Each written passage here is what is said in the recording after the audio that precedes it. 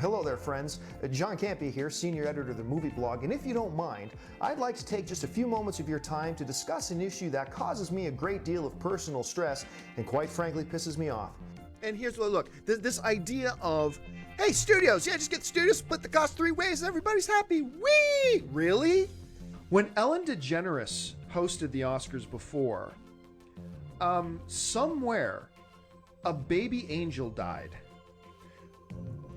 You're an a-hole if you're a grown adult person and you take a 14-year-old child into a fight with a bunch of murderous gangsters who have guns. That makes you a huge human douchebag. The cons, the things I always suspected I would start to drive me nuts are really driving me nuts. They got Spider-Man. We're bringing Hulk, Thor, Iron Man, Captain America, Ant-Man, Giant Man, Toilet Man, whoever else. We're going to bring 50 characters to the table. You think we're going to split the cost 3 ways with Sony, who has 1 character? Then how do you split the profits? Blah, blah, crappy dialogue, Stark. Ooh, he said Stark. I watched Iron Man. Crappy dialogue. I found a hammer. Oh, he's talking about Thor's hammer. This show's awesome. Like, wait a minute. They almost had a deal to have Oscorp. That must mean they're really close to putting Spider-Man in the Avengers. No. Sony should just let Marvel have Spider-Man, because that's what the fans want. So they should just let them have it. Really? Do you really think that way? Really? And they start going crazy and take personal offense and how dare you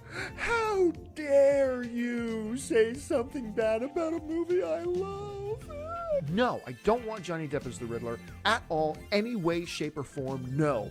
And unless Tim Burton comes along to direct the next standalone Batman film, which he won't, I don't want to see it. So that's just me. If you want to see him, that's cool for you, but since you're asking me what I think it's a terrible idea personally. And they're never going to agree. They'll never get along with this. No way, no how. Okay, Omari White writes, questions. What do you think about a live-action Pokemon film? I don't give it any thought whatsoever, Omari. Thank you so much for asking. So what do? They pull out their big hammer. This is a microphone, but they pull out their big hammer and bang you over the head with it. Because they got to have that line of dialogue. Reverend Book goes, he really doesn't know, does he? An agent, then Colby Smulders, he can never know. Oh, God, please, give us some credit. Christian Bale offered $50 million for next Batman film, when it simply was not true. Now, I myself have better things to do with my life than read a $2.99 ebook on Amazon written by a no-name dude who has no position of any authority anywhere about Christian Bale, so I haven't read the book myself. But I'm now being told by a bunch of people, when you read the book, he doesn't actually say Warner Brothers offered him. He's saying if Warner Brothers offered him, Bale should take the money. I hate Oliver's sister. I hate her. She is a whiny, flip-floppy, two-faced, hypocritical, little whiny bitch. There, I said it. She really, really is. And I think the only thing that trumps my dislike of Oliver's sister is her whiny little bitch boyfriend. Oh, my dear. I have hated, I can't even remember the character's name. Roy Harper. Okay, so Jerkface. So every time, going back to season 1, whenever he's on screen, I just think Jerkface. Somebody asks you to give a top 10 list. You give a top 10 or you give a top 5, or somebody asks you to name your favorite this or that. And you do. And then somebody goes, you didn't put, Martin Scorsese's whatever film on your list. Therefore, and here's the big magic word. Your list you lost credibility. That's the word. It's either invalid or credibility. That's the thing. When people who generally have no idea what they're talking about will go, you make a list of top 10 superhero films. It's like, oh, you put X-Men First Class at number 7 instead of number 5. Therefore, you lost credibility. It's like, really? Are you that big of a moron that do you believe the horse crap that's coming out of your pie hole? Because your list is the standard of what credibility is. You know, it all comes down to that whole thing I'm always chanting about, my mantra. Film is subjective. There's no such thing as an objective list of film. There's just not. But other than that, this is a TV show that treats its viewers like idiots. Like all the way from episode 1 to episode 3. Their characters, if you can call them that, are all caricatures. They're hyper-exaggerated caricatures. Like the frickin' Wonder Twin scientists. What scientists? And like, oh yeah, I'm 15 and I am the most brilliant nuclear geneticist on the planet, blah, blah, blah. The hacker girl?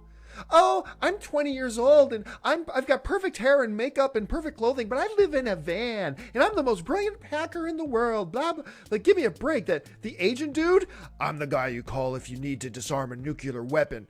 Did he? I looked around at the people with it. Did he really just say that? I'm the guy who you call to disarm a nuclear weapon, not to do blah, blah. It's like, are you freaking kidding me? Seriously?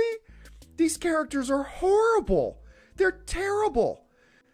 Look, I can objectively tell you how tall this wall is, because we can take a measuring tape and objectively, quantifiably measure the height of this wall. And if you can't do that, if you can't objectively and quantifiably measure something, then it's not objective. Please, give us just the slightest margin. But one of the things that really annoys me the most is that this show completely realizes how bad it is, and they know the only way they can get the fanboys, and I'm saying the word fanboys like it's a disparaging remark. I am one of them, so whatever. But they know that us fanboys will overlook all the crap in that show if you just reference the Avengers enough. Or, you know, whether it's something else, it's like, you know, I have a lot of field experience fighting alongside the Avengers. Oh, he said Avengers! Isn't this show great? Ah! Like, it's so infuriatingly bad. It's terrible dialogue. And, you know, I just get so tired. Look, all film, television, whatever, it's all subjective. And if you like it, I'm happy you like it. I really am glad that you do. More power to you. My answer to that question is an emphatic no. Let me rephrase. Dear God, no. No. No. You know why? Not because, once again, that I don't think Johnny Depp is talented. I think he's a dynamically talented actor. I am sick and tired. I am so bloody sick and tired of Johnny Depp playing the clown characters. Oh, look, now I'm Tonto. Really? A white hosebag dude at playing Tonto? Give me a break. And now I'm Willy Wonka, and now I'm the Riddler, and now I'm Edward Scissorhands, and now he just plays, he's used up so much of the prime years of his career playing these ridiculous clown-type characters. And some of them have been great, don't get me wrong. Don't get me wrong. I'm just tired of it. I'm glad that you're getting some enjoyment out of it, because I am clearly not. But it's just so infuriating knowing the type of hopes I had for it. And, you know, it's really frustrating for me when people then write to me when I express my frustration about it, because I wanted to love it so much, saying, well, what did you expect? I expected a good show? Color me crazy? But no, what you get instead is people who are like, you're an effing F-bomb this. You don't know anything. And then their bottom lips start to quiver. You said something bad about the Dark Knight. You know, I can just picture them crying themselves to sleep in their pathetic little pillows in their pathetic little beds. To really, a part of the genius of Dick Grayson and who Nightwing is, the richest part of him is understanding his history and who he really is. You can't appreciate Nightwing and you can't appreciate who Dick Grayson is unless you fully understand where he came from. The quivering bottom lip. How dare you say something bad about Robin? I want to touch him. You know, think of that. You get these absolute morons out there, who will just take it to great personal offense. Oh, you said something. You said Robin shouldn't be in a Batman movie. My life is ruined. Like it's like I just went into their mailbox and stole their paycheck. The fact that he was a child whose parents were murdered and that Bruce Wayne took him in, trained him up to be the crime fighter Robin who fought alongside of the Dark Knight for so many years. Daddy issues ensued, the splits, the breakups, or whatever, the going off on his own, the coming back, the taking up the mantle of the Bat, which he did for a while, and, you know, really coming into the fullness of his own. If you don't understand all that stuff, then the Nightwing you're left with is really just a shell, I think, anyway. This is just my opinion. You know, a live action Batman movie should never have a Robin. All right? I love Robin in the comic books, but in a live action film that's supposed to feel a little grittier, more real, I think it'd be actually stupid to have Robin, the 12-year-old boy wonder. Wee! I just think that would be ridiculous and dumb. That's my opinion. Whatever. Just feeling a certain way. I said this before. I think if you classify what I did as overreacting, I think you need help. I did not stand up and down and jump up and down in my chair and yell and scream. I didn't say, I am organizing a boycott of Man of Steel 2. I didn't say, I will never watch this stupid movie. I didn't do that. I'm going to go see the movie. I'm going to see it opening night, and I'm going to give it a chance. It's just that this news killed my enthusiasm. And if you qualify that as overreacting, then you haven't seen real overreacting. Oh, the logo on the satellite is like that logo. That means this is the same Batman universe. No, it doesn't. My brothers and sisters of movie fandom, listen to me.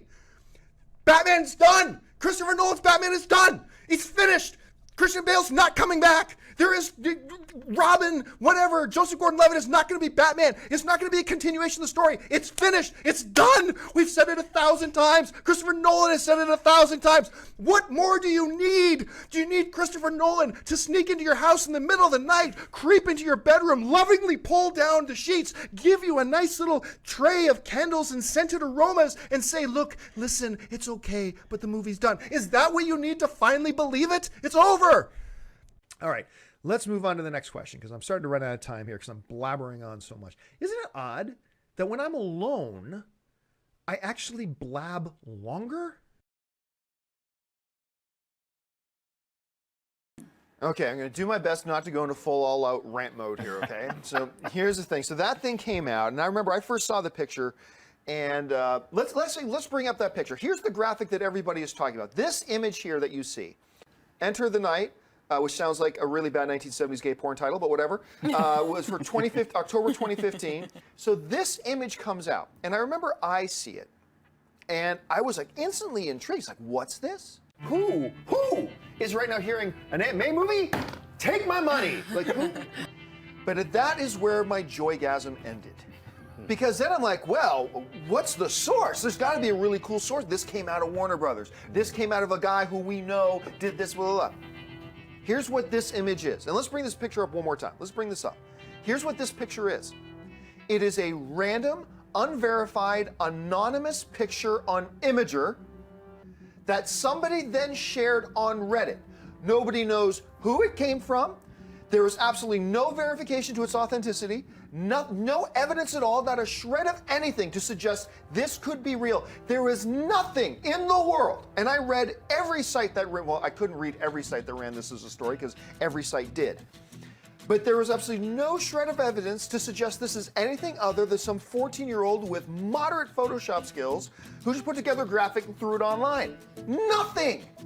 Nothing at all! My question is about Box Office Mojo. I've loved this site since 1999, and I can't believe that Amazon and IMDb just shut it down. That's horrible. What's your reaction to this shutdown, and did you also use this site in the past? Thanks, and keep up the great work. This brings me to a rant that I go on once in a while that really makes me upset, and it's this whole notion about the internet movie sphere right now is a joke. It's degrading at a rapid pace. There are no standards, and the quality is dipping insanely. And yet, sites picked it up and ran with it as a story. Oh, some third-party company put it on their Twitter that we might see a trailer, and then it was pulled. And now then everybody starts running, Batman versus Superman trailer, gonna be this thing. Nobody ever said, nobody in any official capacity ever said that there was going to be a Batman versus Superman trailer attached to The Hobbit. And I said on Movie Talk, anybody who's telling you that there is are lying to you. Nobody has actually said there is, but it just became this commonly believed thing that with The Hobbit was going to be a Batman versus Superman trailer. And we tried to tell people, no, it's not. No, it's not. Indiana Jones 5 is happening. It's like you just misled your readers. It was completely false. You based it on nothing, and it's infuriating to me that's because I love the online movie sphere. I've been involved with it since 2003. I love this space, and it infuriates me when I see sites. We're a joke. The flagrant disrespect that the movie news web sphere, of which I am a part of, and I have been guilty of this in the past. That's part of the reason it gets me pissed off, because I know this is something inadvertently I have done too, and it really irks me. And I'm sorry I go off on this, but I love the online movie space so much that it infuriates me to see us treating it with such disrespect. Yes, but Superman is vulnerable to magic, and Thor's hammer is based on magic. And look, no, it's Superman, it's Superman, it's Superman, it's Superman. Okay, just deal with it. Okay, it just is. We're becoming a joke. The whole online movie world is becoming a frantic joke. We all stood back and said, no, you'll see as we take over the internet. And as the internet movement takes over the movie space and movie journals, stuff like that, you'll see that we'll be as good or better than the traditional media outlets happened. Well, what happened? The traditional media outlets were right. We're a joke. Why do you need the Justice League? Superman can fix it. If you follow through with Superman to his logical end, Superman can go and stop whatever problem there is. And if there's something Superman can't stop, Cyborg ain't gonna help. There was nothing to support that this was real. If there was at least something there. It's a great looking picture. I thought it kind of looked scary. I'm not gonna lie. His name is Battle Cat. I know, but just. I'm sorry, Ashley. Did you want Battle Kitten? I thought he looked a little cuter. Like I was picturing cuter, and then this picture was really intense. Did you want Huggy Time Pussycat? A little bit. You wanted? This is Battle Cat, damn it! You got Battle Cat. Battle Cat. We got Battle Cat. Supposed to intimidate, drive fear, feline fear, into your heart. That's right. There was nothing. Because when I first moved to LA, I moved into this apartment on Sunset Boulevard in Hollywood. Because I was stupid. I thought, I'm going to move to LA. I'm going to live right on Sunset Boulevard. $2,700 a month for a 2-bedroom apartment? Sure. Should Superman be weak to kryptonite? I mean, that's what we're doing. Like I said, you're running the risk of building that wave of hype and then hitting your crescendo too soon. Hey guys, we all know a little bit about, premature crescendo, right? I'm just saying, am I right? It's one of the best guy moments in the history of film. The North Korean Taekwondo team is lined up across from the American Taekwondo team. It's the medal ceremony. The North Koreans win, but only because in the last match, the American decided to hold back because if he hit the Korean again, he might have killed him. And it's this dude, Daehan, who earlier in his life had accidentally killed the American guy's brother in competition, and that's the guy he spared. And so these two teams are lined up against each other, and they go and they give the gold medals to North Koreans, but after he gets his gold medal, Daehan, beaten and bruised from his fight with Tommy, he starts to limp and drag himself across the aisle and comes to face with Tommy, and he says, I deeply regret, in his very, very broken English, I deeply regret the loss of your brother, and I offer myself to you as your new brother. And he takes the gold medal off and puts it on. I'm getting so excited thinking about it. I love this movie. That's the best. Best ever. So you like that? I love that movie. That ending is so good. So it's just okay, right? Yeah, it's just all right. I think there are ways you can modernize Power Rangers and, get it away from the campy thing that we had in the old TV show, and you can do something cool with it.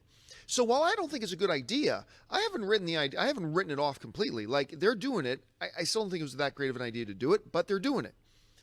There are ways to do it so that could turn out and be really good. So look, if you're a Power Rangers fan and you didn't like that short film, don't be turned off with the idea of a movie. Because that short film has nothing to do with what they're going to make a movie out of. Do not be discouraged, all right?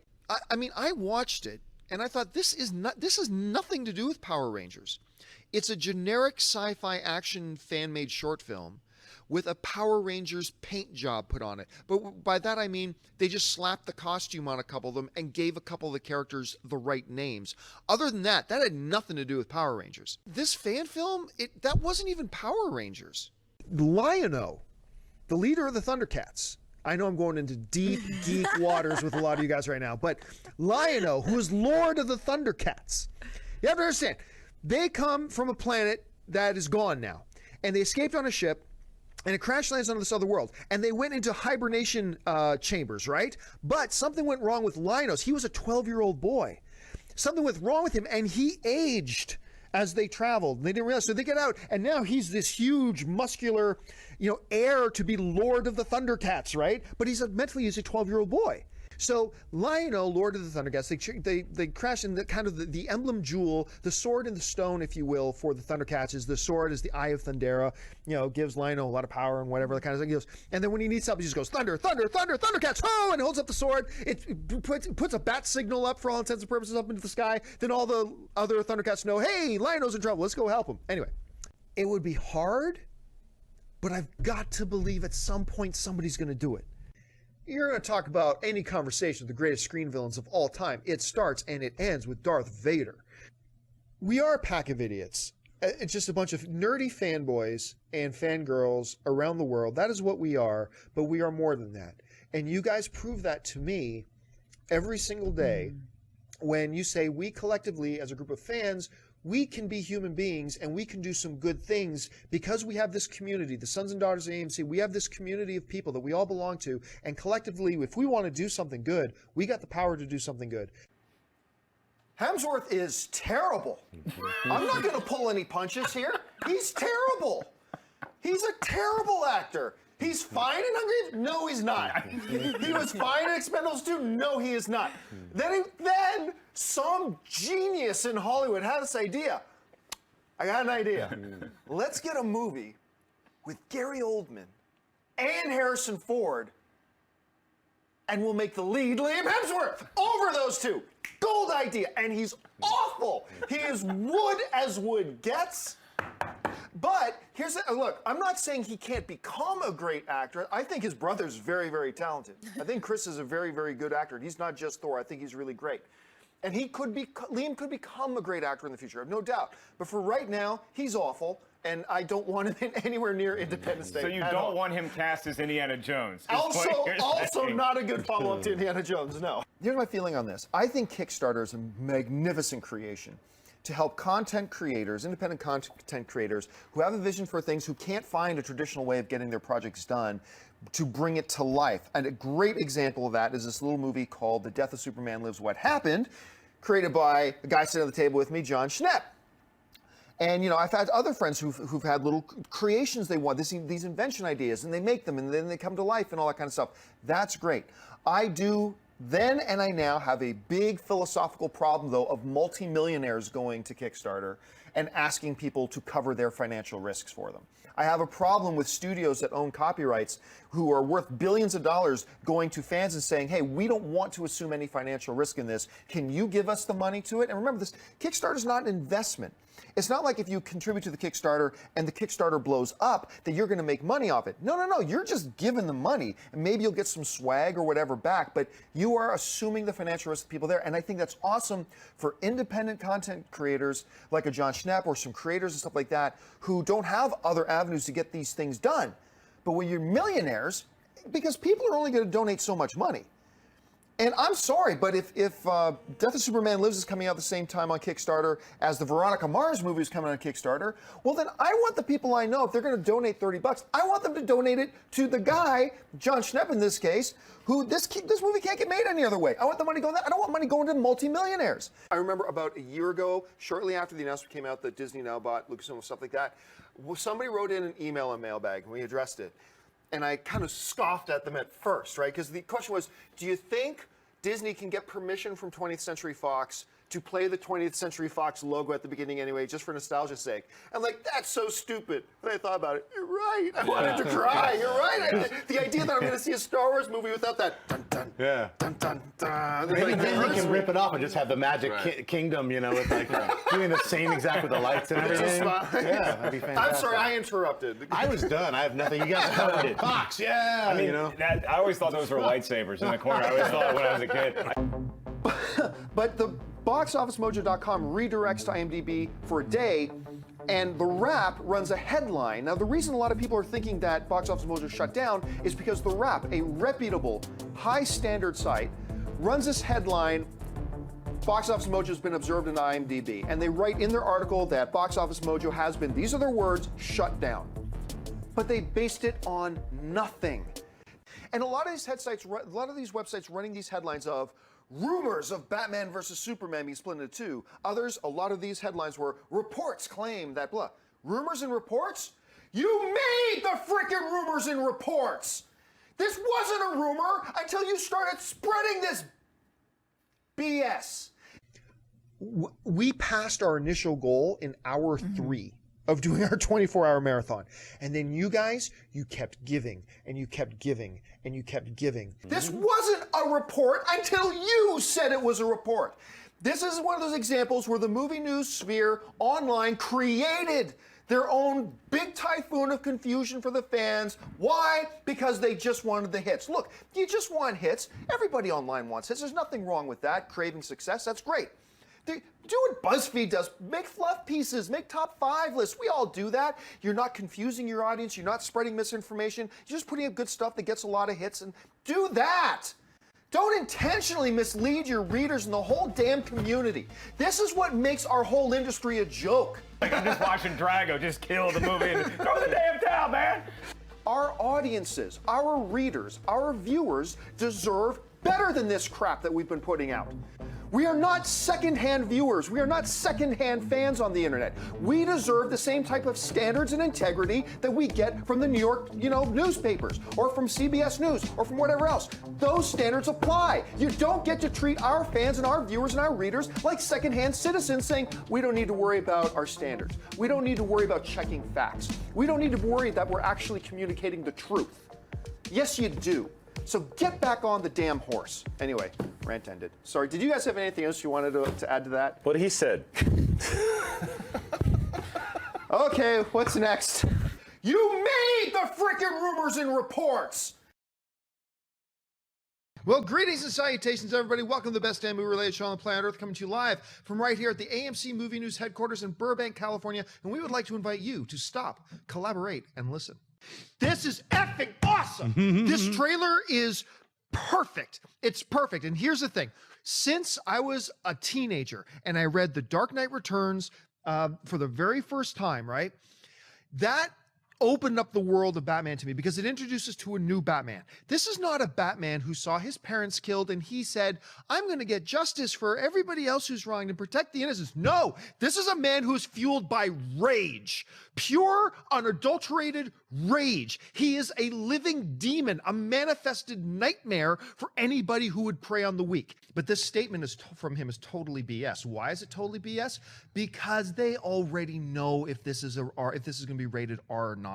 They knew this movie was going to be rated R or not when they greenlit it or didn't greenlight it. When Ryan Reynolds was trying all that time and for all the years to get them to okay a Deadpool movie, there was no universe in which you convinced me that they didn't settle on, okay, we'll do it and it'll be rated R, or we'll do it and it'll be rated PG-13. And everybody knew that right from the beginning. The script is done. They're shooting the frickin' movie, for heaven's sakes. They all already know if this is going to be an R-rated film or a PG-13 film. The issue here to me, and by the way, thank you for the question, is that something that I think is a real problem in not just Star Wars fandom, but film fandom, regardless of genre in general. Here's what I mean by this. A little bit of background to me, okay? My earliest childhood memory, I've said this before, is my mom watching Star Wars with me. I don't have any memory of my life prior to that. I honestly don't. So as far as my conscious mind goes, I have been a Star Wars fan my whole life. My very first pet was a cat my parents got me, and they allowed me to name it Luke Skywalker. What the hell is seriously, what's with this whole movement now? Like, let's take Maleficent, but she's a good guy. Ultimately, no, just give me my bad guys as bad. I want to see The Rock play Black Adam and play him bad. I want to see Black Adam like he's kind of portrayed, like the way he's portrayed in Injustice: Gods Among Us. I want to see a bad guy. Don't give me this crap about, but it's somewhere he'll find the hero inside. I drove 2,000 miles to watch The Phantom Menace in my favorite movie theater. John, why didn't you drive? Because why didn't you fly? Because honestly, it was my religious pilgrimage. It was my Mecca. It was me and a couple other friends decided we were going to road trip it because this was that important to us, that's how we were going to experience Star Wars. But then comes this notion that if you're going to be a fan of Star Wars, and this is the minority of people, and I am certainly, none of my comments right now are addressed to people who legitimately love the prequels. You know, I hate them and I don't like them, but all film's subjective. And if you love the prequels, that's all that matters. And my opinion shouldn't shake your love of those films in any way. These are killers. These are hunters who will kill you. Let's not forget, at the end of Return of the Jedi, these guys are playing the severed heads of their fallen enemies as bongo drums, okay? They will hunt you down, and then once they hunt you, if they don't kill you right away, they will feast on your flesh. They will eat you. These things are ferocious. I don't care, like you put Vader and the Emperor on one side of Endor, so you gotta walk to the other side of Endor, and you're gonna have a pack of Ewoks hunting you. I still like their chances, but it's going to be a run for their money. The Ewoks represent all of that to me. Yes, there was a cute side, but that cuteness hid that viciousness, that lethalness that I think just went over a lot of people's heads and ignore. So, in conclusion, council members, screw you. I love the Ewoks. Robert Downey Jr., Marvel, and the Avengers Age of Ultron were kind enough to let this one UK outlet come in and be a part of that thing, to have some time. And it ain't easy to get time with Robert Downey Jr. It is not easy to get that time. And they were given that time to sit down and talk about Avengers Age of Ultron. And what did this dick do? He decided, let's talk about your drug use. Let's talk about your time in prison. Let's talk about your dad. You're an idiot. If Robert Downey Jr. had dove over that couch and punched you square in your stupid looking mouth, I would have been totally fine with it. It was one of the most unprofessional, disrespectful things I have ever seen in this line of business that we do. I was embarrassed for my profession when I saw what that guy was doing. Look, different story. You want to run an expose on Robert Downey Jr. and his past and history? Work the phones, make the contacts, get an exclusive interview, get some time with him where he knows you're going to talk to him about that stuff and do your piece. Not when don't ambush them when you get invited in to talk about a movie and promote and then catch them totally off guard and throw garbage like that at them. I was embarrassed by it. I felt bad for Robert Downey Jr. I have a lot of respect for how RDJ handled that, man. He just smiled and said, okay. And that was it. I would have done worse, man. I would have done a lot worse. Big props to Robert Downey Jr. how he handled that. Anyway, Christian, tell me why I'm wrong. Yeah, and I hope you get fired, dummy, because from everything that you've done, you're an embarrassment. Putz. That's all I should say is putz. You remember Odin died? But he didn't really die. Leave some of it to mystery. Move stories forward. Don't go backwards with these things. You're turning him into a hero who just has an attitude. That means he's an anti-hero. That's not what it means. You know, one of the things is they have killed, we didn't kill, about 8 different characters about 8 different times in these Marvel films. If you look at something that you propose to love and it doesn't hurt you, dissuade you, damage you, make a little part of your soul die inside when you see it not executing well, then I'm sorry, my friend. You don't love Star Wars. You like Star Wars. We don't need origin stories for everybody. We don't need to know how everything came to be. There is value in the mystery. There is value in not having all the answers. And I wish I could get in a time machine, travel back a bunch of years, smack George Lucas, who I worship at his altar, and say, we don't need to know where Darth Vader came from. He's Darth Vader. That's all we need to know. You told us everything beautifully in Return of the Jedi that we need to know about the history of Darth Vader. Don't show us anymore and ruin it. When you love Star Wars, you are impassioned for it. And that means you see the good and you see the bad. When you love somebody, like a person in your life, my wife knows every bad, rotten thing about me. She doesn't stick her head in the sand to say she loves me. In order for her to say she loves John, she doesn't have to brainwash herself into forgetting all the bad things that are about me. No, what makes her love special is that she acknowledges the rotten things about me. She's aware of the negative things about me and loves me in total anyway, without sticking her head in the sand, like I said before. These are things. Blind fandom is not fandom at all. If you guys are on such polar opposite sides of things, how are you so stupid that you made the partnership in the first place?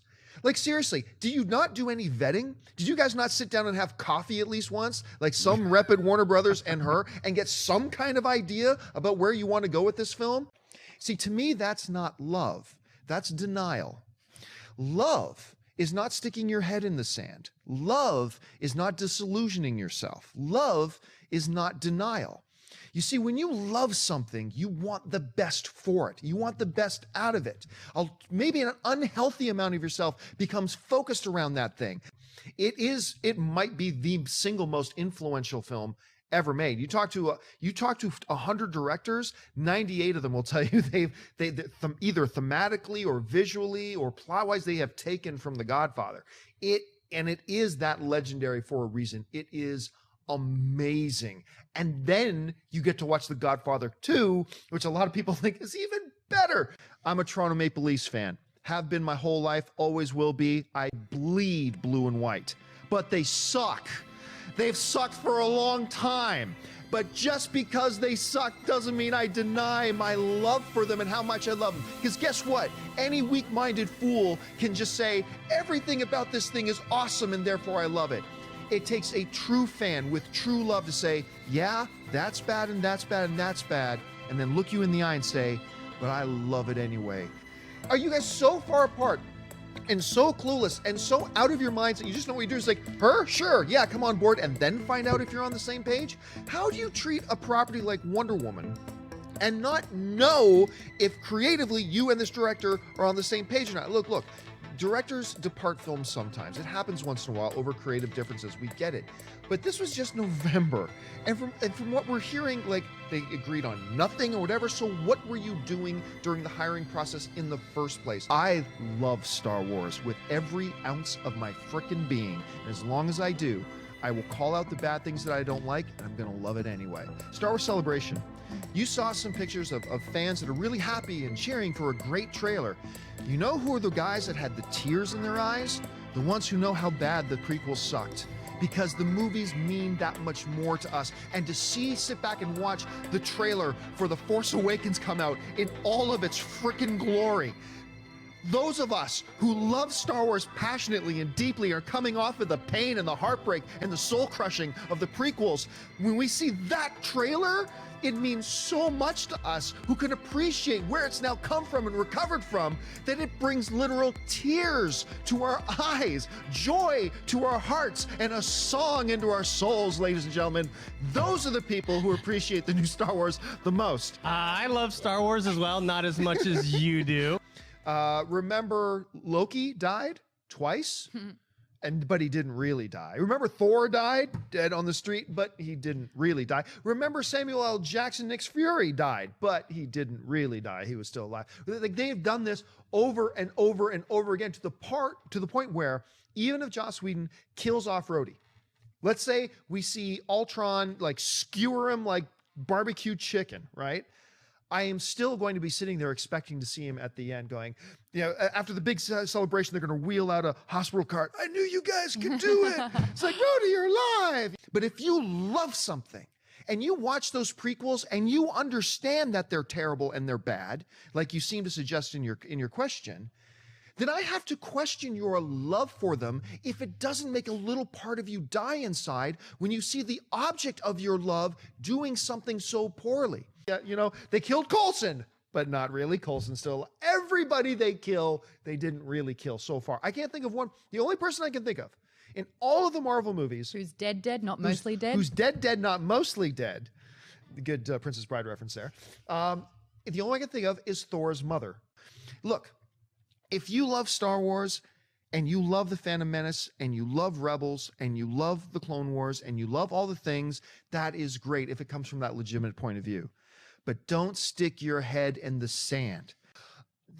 This trailer is everything that I needed to bring joy into my lifeless heart. I love this thing. I said it before, I'll say it again. This Batman is going to make Christopher Nolan's Batman look like a love child of a Teletubby and Big Bird, ignoring mistakes that you yourself acknowledge in your own head and then pretending they don't exist. That's not fandom, that's just denial, and it's not real love of film. So anyway, that's my rant on it.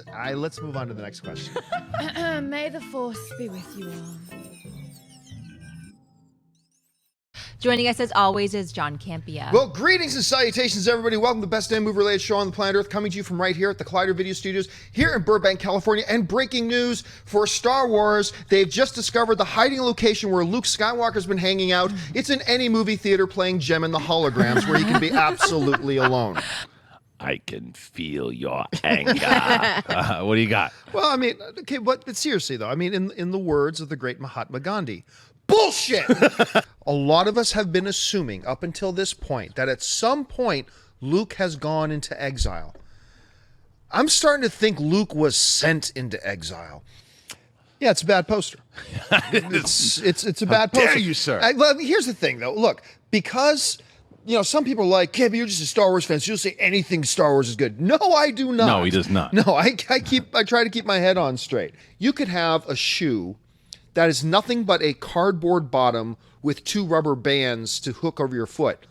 But if there's a picture of R2-D2 on it, then there are some people that go, "But it's Star Wars. That means it's the best shoe ever." I absolutely, this notion, when people are saying Simon Pegg continues to disrespect the fans, with all the love in my heart, shut up. Just shut up. He has never disrespected the fans. Look, I am a diehard, to the core, I bleed blue and white Toronto Maple Leaf fan, okay? Guess what? They suck. Yo, Campea, Toronto Maple Leafs suck. What can I do? I say, well, I love them anyway. They suck, but I love them anyway. I worship at the altar of George Lucas. That nobody has done more for the film industry in the last 50 years than what he has done for the film industry.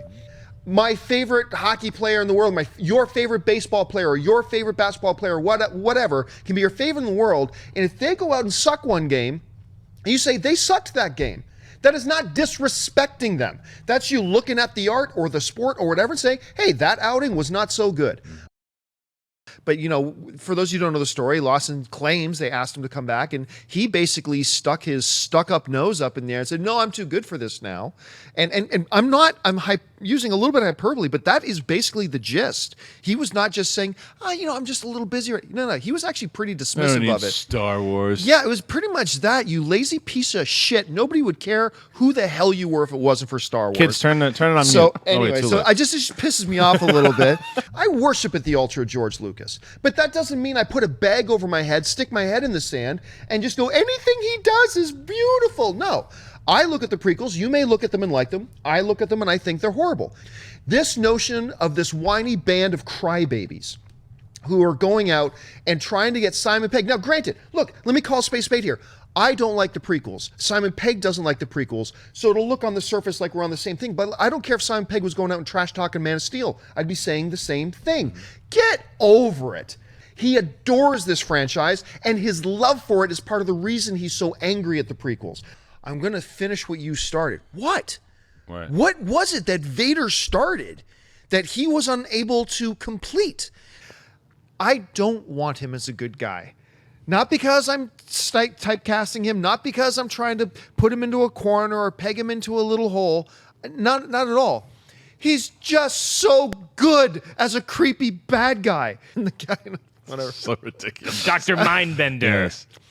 It would just seem to me very peculiar then for Lucasfilm, and very misguided for Lucasfilm to go, look everybody, a return to classical filmmaking, physical sets, let's CGI resurrect an old actor and have a completely CGI character. To be fair, though, the person swinging that flag has been J.J. Abrams. Yes, it has. Now, Gareth Edwards might have just said, I'm not going to pick that flag up. But the best argument is the one you mentioned to me yesterday and then just mentioned again.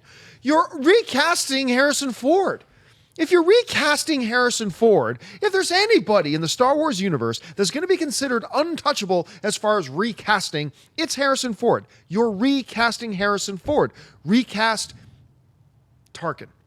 Just recast him. I still think it's a moronic, like nothing short of the height of stupidity and moronic that you would play. Oh, here's the first episode of season 2. Now we're going to wait 3 months to show you the next episode. It's a stupid marketing plan, absolutely ludicrous.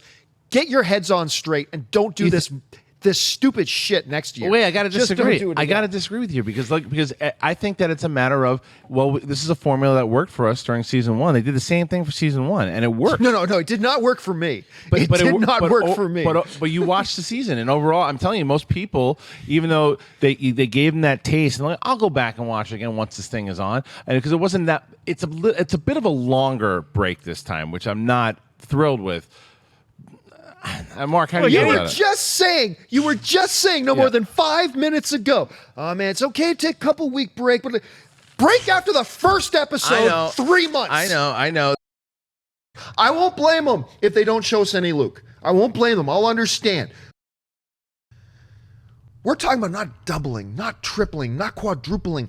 Like, from Fandango's point of view, 8 times. These numbers are these are fairy tale numbers. This is astounding. So I said this on yesterday's show. I'm going to say it again. My previous prediction for Star Wars opening weekend, understanding that the existing December record is, I think, is 78 million. 86. Is it 8? Oh, yeah, it was 78. Right. Got beat to 86 million. I think the highest I went before was 170. That's the highest I was willing to go before. I am now going to, and in yesterday's show I said it, I'll say it again. I'm going to go 250. But there are a lot of us Star Wars fans, God bless us.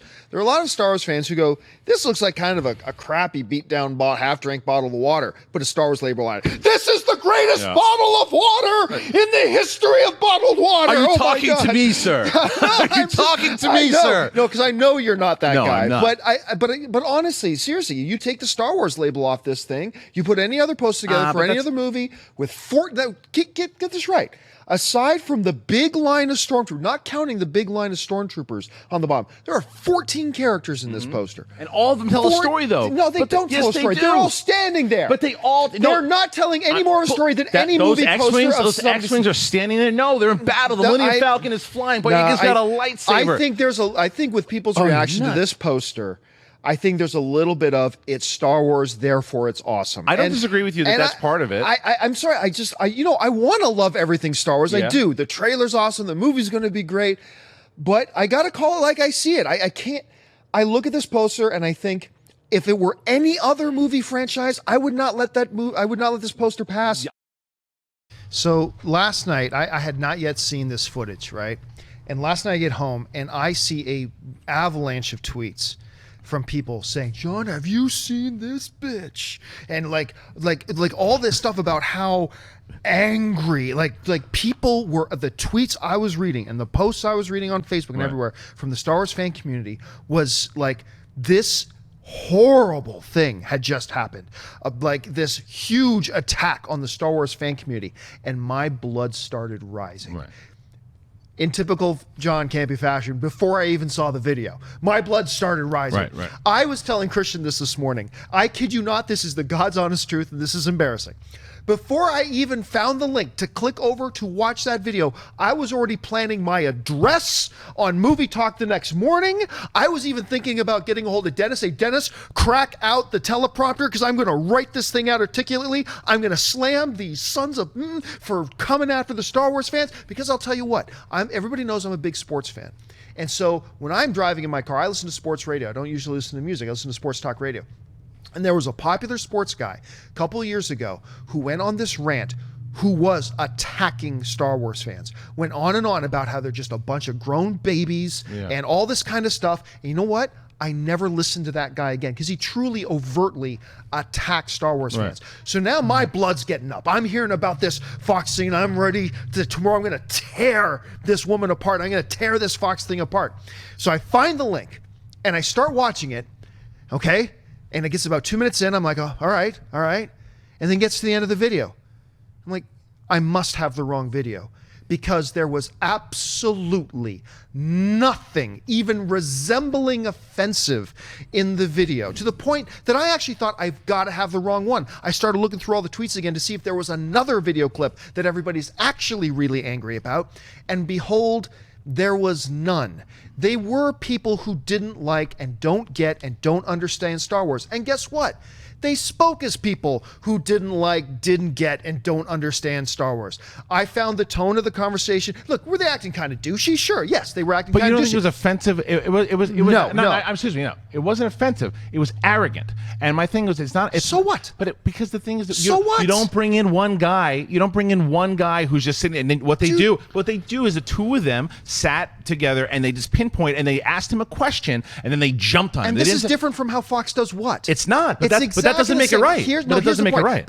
But in seeing how Fox does this all the time, it was by far the most benign, neutral, least offensive thing I have ever seen them do on Fox, and I've seen them do a lot of it badly on Fox. That's the basis of it. This crybaby mentality of, you don't like the same thing I like, ban him, is pathetic. It's pathetic. And look, I gotta say this. I put this post up on Twitter, and I stand by this. When did the Star Wars fan community become such a bunch of weak, fragile, whiny little babies? So what? There's some guy on TV who doesn't like Star Wars, spoke a little bit disparagingly about it, came across as rude to the person they were talking to. But this whole fiction that I saw on Twitter first about how they were destroying and coming after and attacking Star Wars fans. And the other thing I put in my tweet was, look, the only way they were attacking or said anything offensive is if you go into that video wanting to be offensive. Because look, I was ready to come out here and rip them apart. You are disrespecting me! But I gotta tell you, if even for a frame, if Luke comes on screen, I may effing piss myself. You may literally see my jeans go dark. I'm gonna tell you this, if I only pee myself seeing Luke Skywalker, that's a win for everybody involved. Somebody change Ellis. I am excited, maybe not as excited as these young men with me. You're talking about how do you top the final shot of the trailer over Chewie, we're home. How do you top it? Kylo Ren standing over some vanquished foe with his lightsaber out, and then you just a close up from behind him over his shoulder, and you see him turn his head, and behind him is Luke effing Skywalker, who pulls out his lightsaber. Yeah! I will lose my mind. Man-child. I'm calling the man-child alert Can you center. imagine that, though? These are the guys who are about to have a heart attack over here. Oh my! I think I'm going to cry thinking about it. Can you imagine that? He's about to cry about something that's not happening. Skywalker with a lightsaber. And then right as he does it, you hear the Monday Night Football music. Bum, bum, bum, bum, bum, bum, bum, bum. Kill me now. You are disrespecting me.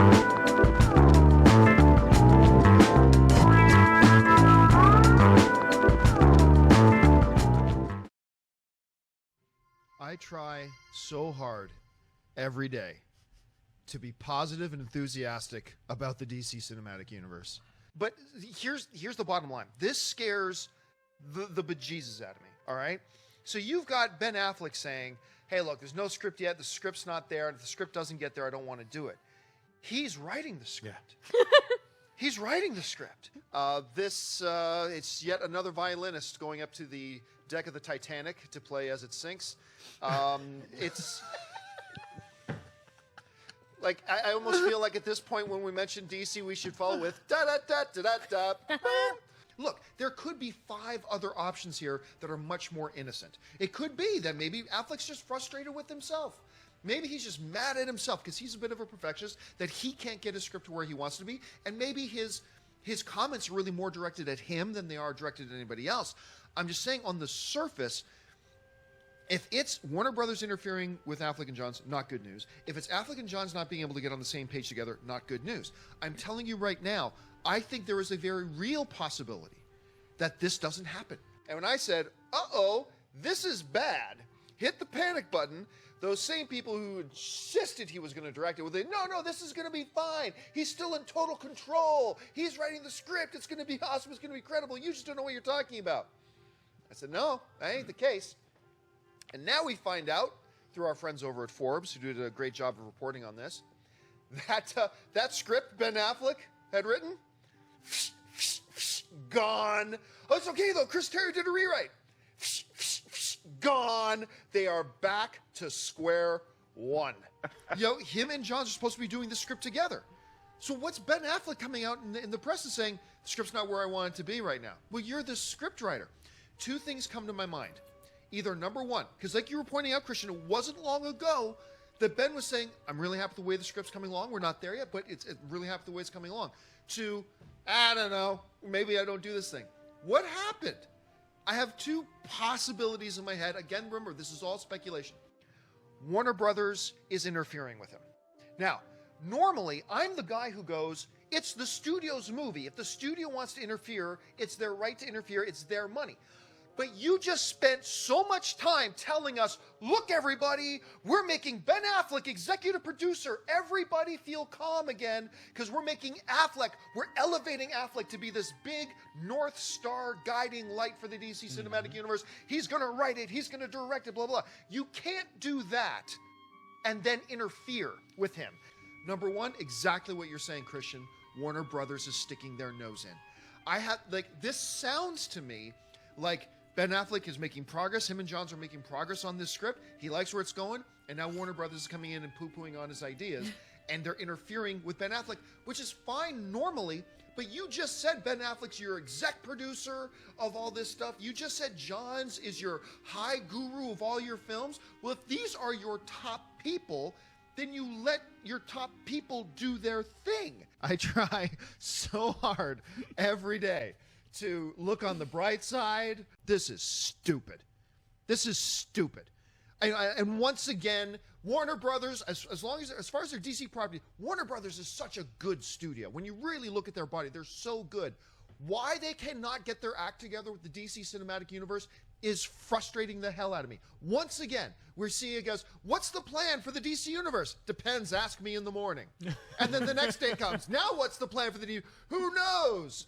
Hey, we got these ideas for Cyborg, and we got Batman and Superman still, we're gonna do Wonder Woman, and we got the Flash now, blah, blah. Great. Oh, some people paid attention to Suicide Squad? Let's do a Deadshot movie. Sure, why not? Oh, we're gonna have Harley Quinn? Let's throw in Catwoman and Poison Ivy too, because that's what people are looking for. I don't get it. I'm getting towards my wit's end. I am running out of the energy to try to be positive. I'm getting really frustrated. And the reason I'm frustrated is if I didn't give a crap about the DC Cinematic Universe, I just wouldn't care. But I care about the DC Cinematic Universe. I care about what Warner Brothers does here. I want them to succeed, and I keep putting myself out there on this optimistic ledge that they keep pushing me off. So are they really not the top people? Are you just saying you promoted Johns to this level as a good PR stunt when really he's got no power whatsoever? The other possibility here, and this is the one that scares me even more, what if Affleck and Johns are not on the same page? I would almost rather find out that it's Johns and Affleck say, we got a script that we like, and they just got to pound it into the Warner Brothers executive said to let us do it, than the option of Johns and Affleck are not on the same page. Right. And if they're not, I'm sorry, I know everybody thinks Johns is this big god in the movie universe. He's done crap. He's done nothing in the movie world, all right? He's done nothing. If this is a situation where it's Affleck versus Johns, you throw out Johns and you go with what Affleck wants to do. Uh-oh. Wow. Just wow. Okay, look, for anybody at home keeping score, look, when crap happens, we come out here and we say, crap is happening. And for some reason, some people like to say that because we don't turn a blind eye to it, there are some morons out there who will go, you hate DC. Okay, for all you bandwagon morons, when Ben Affleck was announced as Batman, and all of you out there ranted, including this guy, I did. ranted and raved about how stupid of an idea it was to get Ben Affleck, John Schnepp and I got on a video 5 minutes after they made the announcement, talk about what a great idea it was. This is going to ensure the future of DC. He's one of the best filmmakers out there today. As an actor, he's improved so much over the last 10 years. He's going to bring gravitas. So for all you bandwagoners, just sit down and shut your uneducated little mouths for a second. All right. So nobody has been the bigger DC cheerleader than me. However, when stuff happens, stuff happens. We said about a month ago, look, with everything we're hearing, I'm not going to be surprised if we find out Ben Affleck isn't going to direct this movie after all. There is a panic button, ladies and gentlemen, and it is time to press it. It is time to press the panic button. John, thoughts on Affleck stepping down as director on the Batman? What the fuck? How the fuck do you fuck this up? How do you screw this panic button? Oh boy. It broke it. You literally. Okay, so it's gone. You broke the panic button. Seriously, they're back to square one. Does anybody out there still want to tell me that everything's fine?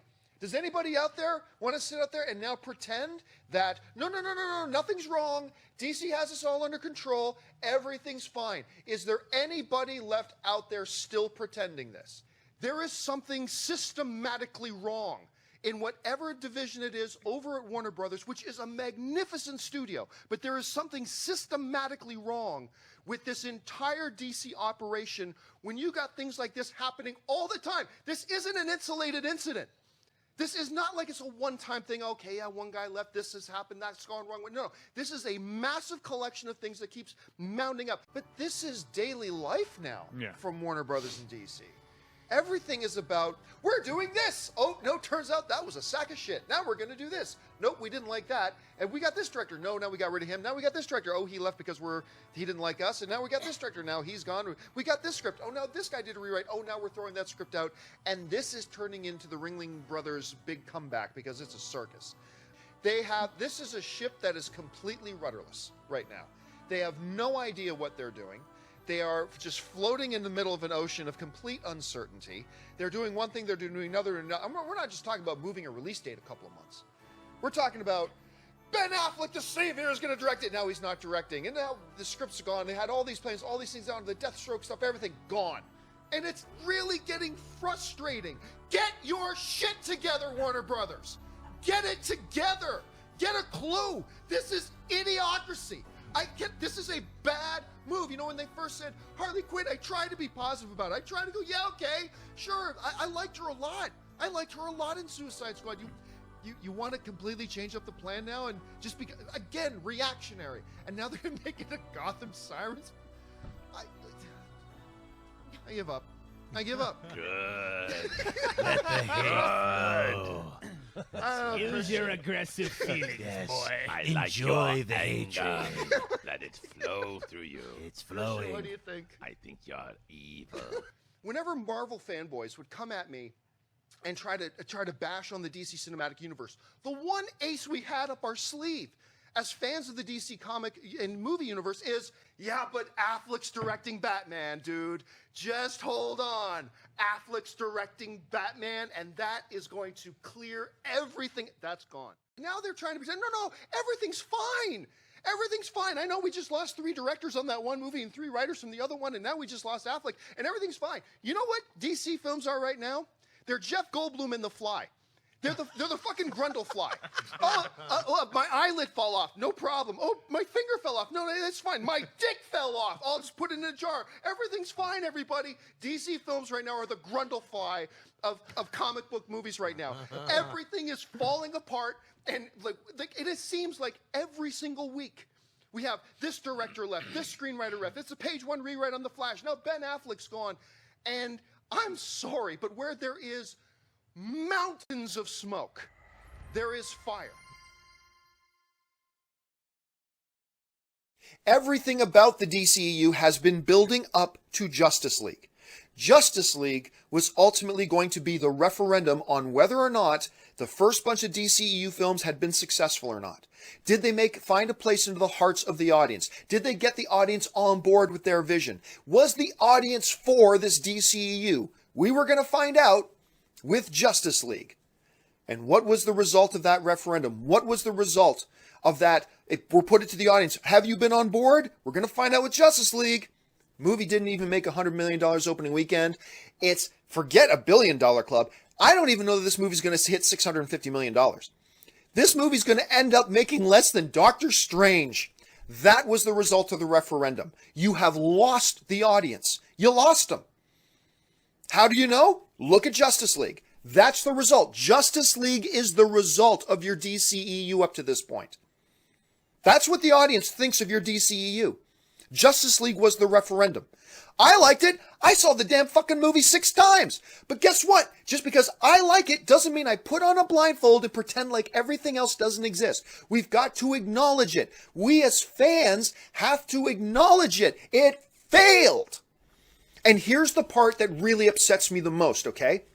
Now, I'm somebody, I don't care what anybody else says or thinks. Screw you. I'm a DC fan.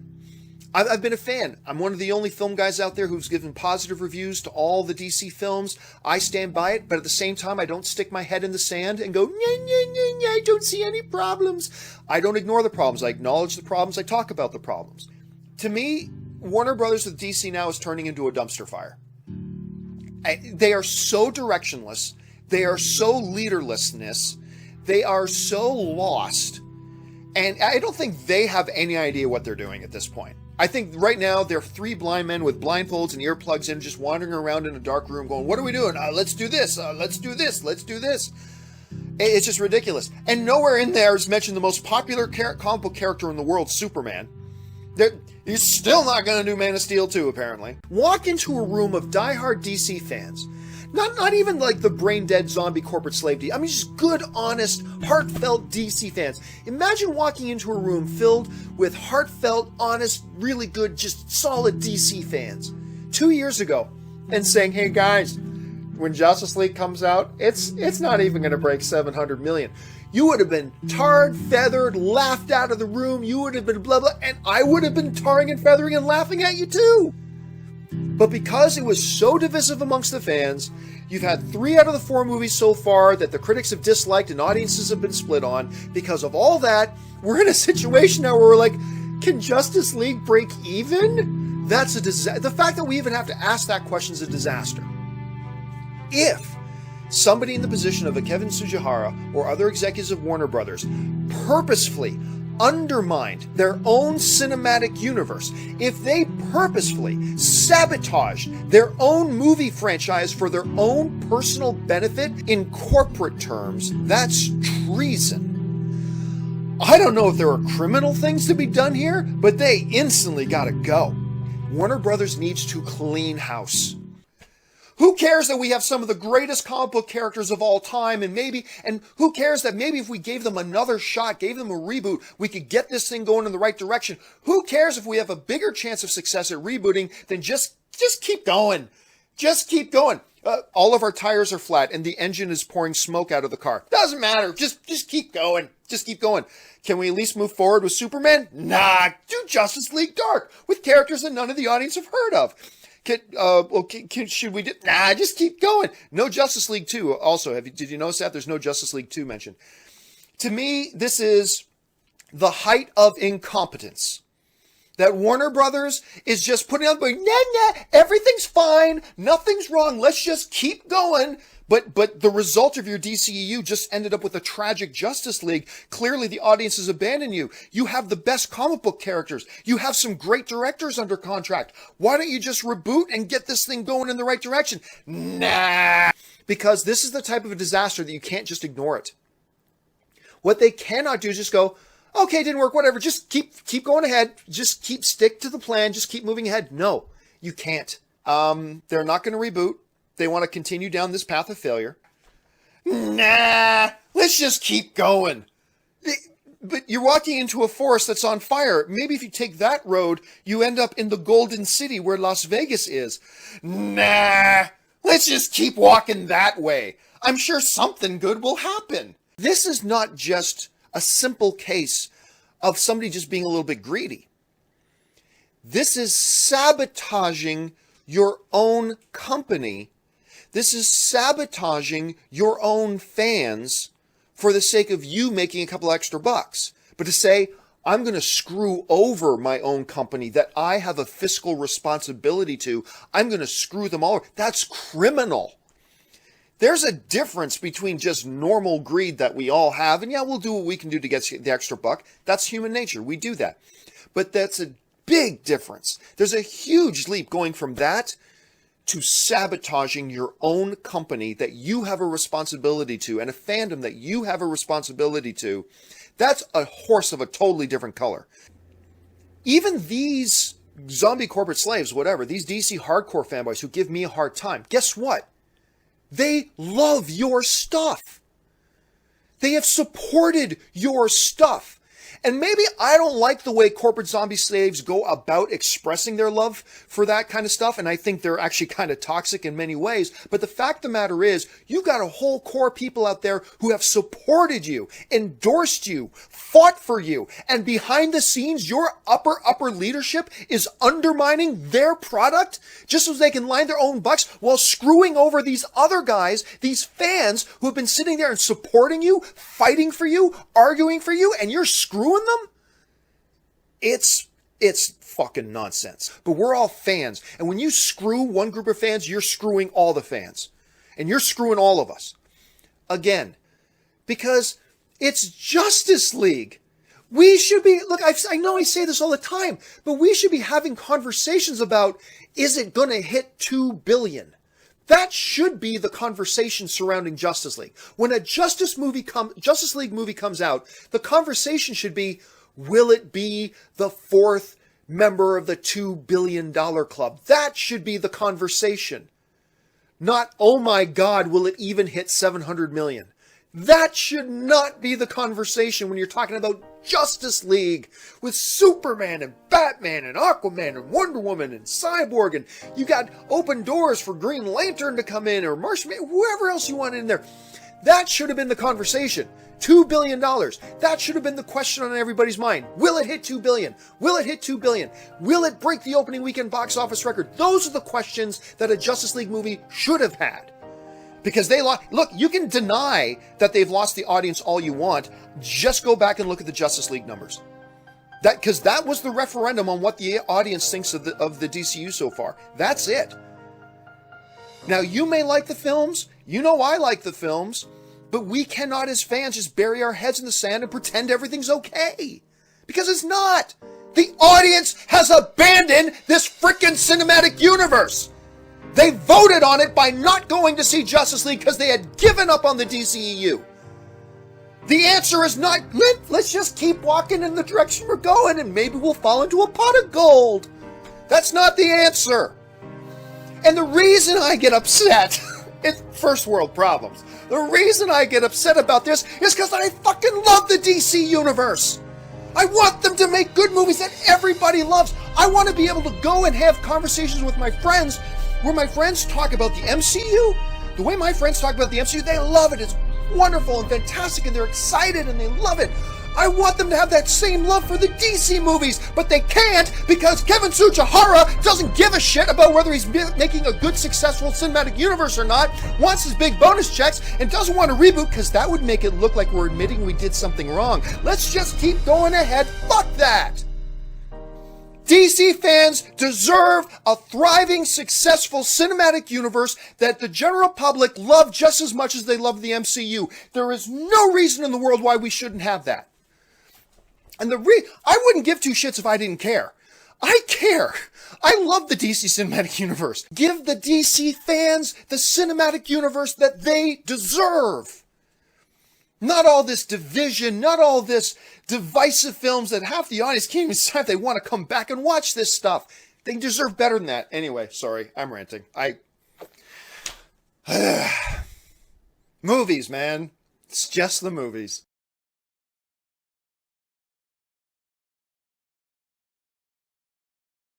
Why can't Star Wars just be Star Wars? Why do they got to bring an agenda into it? There's the big A word, right? Agenda. Why is there a big agenda being brought into Star Wars? I generally don't give a flying fuck about if somebody likes my opinion or not. I really don't.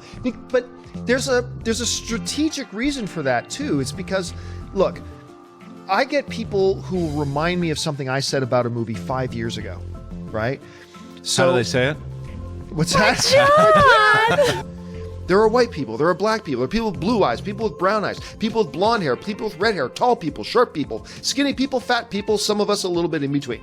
That you may like what we're saying, you may not like what we're saying, but at least you know what we're saying is what we actually think. It's not an agenda.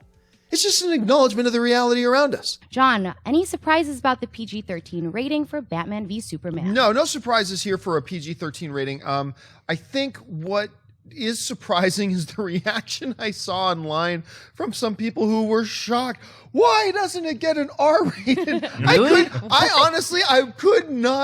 I couldn't believe it. How many people on number one were surprised it wasn't R rated or were upset that it didn't get an R rating? How come Deadpool can get an R rating and Batman can't? Really? There has never been a Batman film, at least not since the second Tim Burton one, because I think the first one was PG. There's never been a Batman film that was not PG-13.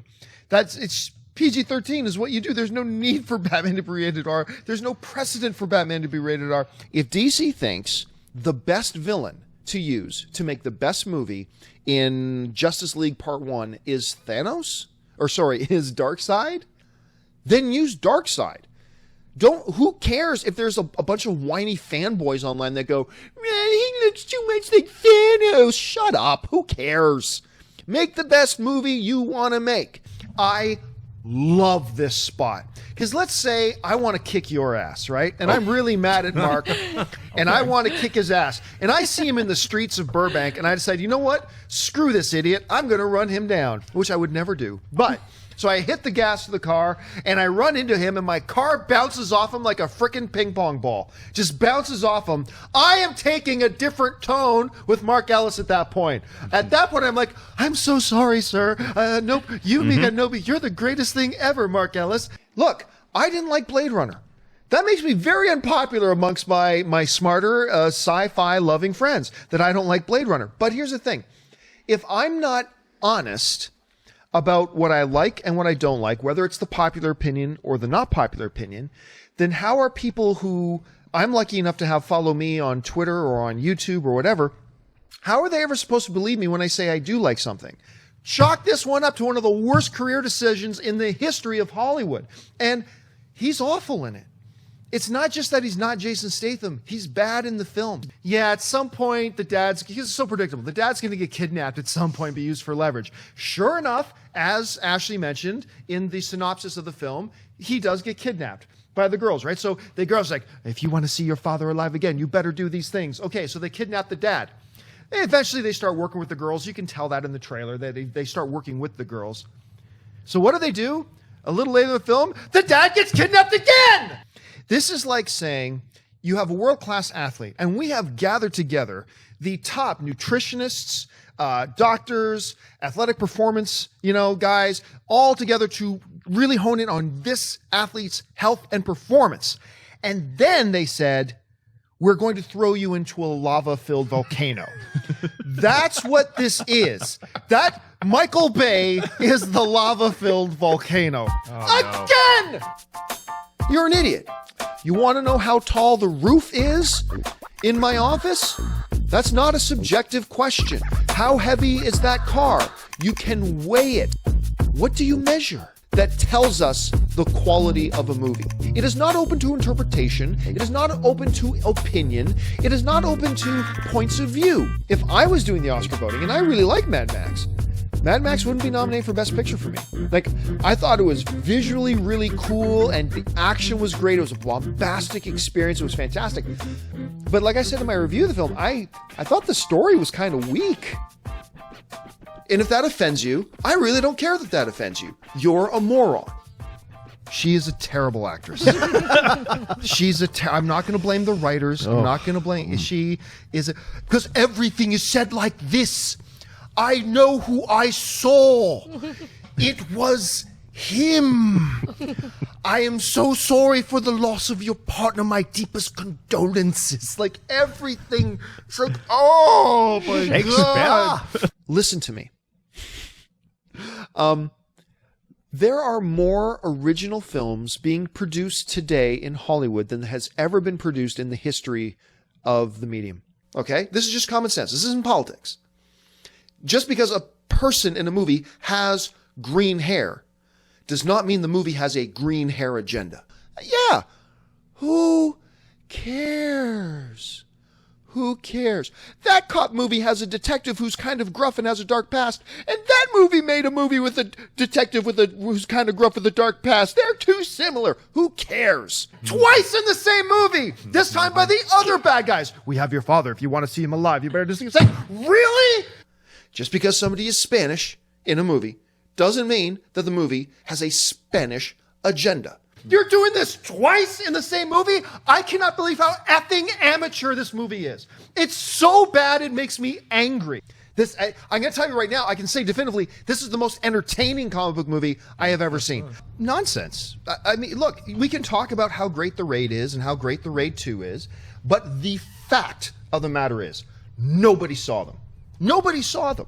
In relation to Hollywood standards, nobody saw them. I mean, we've seen them. I'm sure a lot of people in our live chat port have seen them. But as far as the vast majority of moviegoers in North America, nobody's seen it. And unfortunately, and this is a shame, because of the language barrier, because of the subtitles, because of all that kind of stuff, most people in North America won't ever see it. I laughed myself stupid from the opening credits.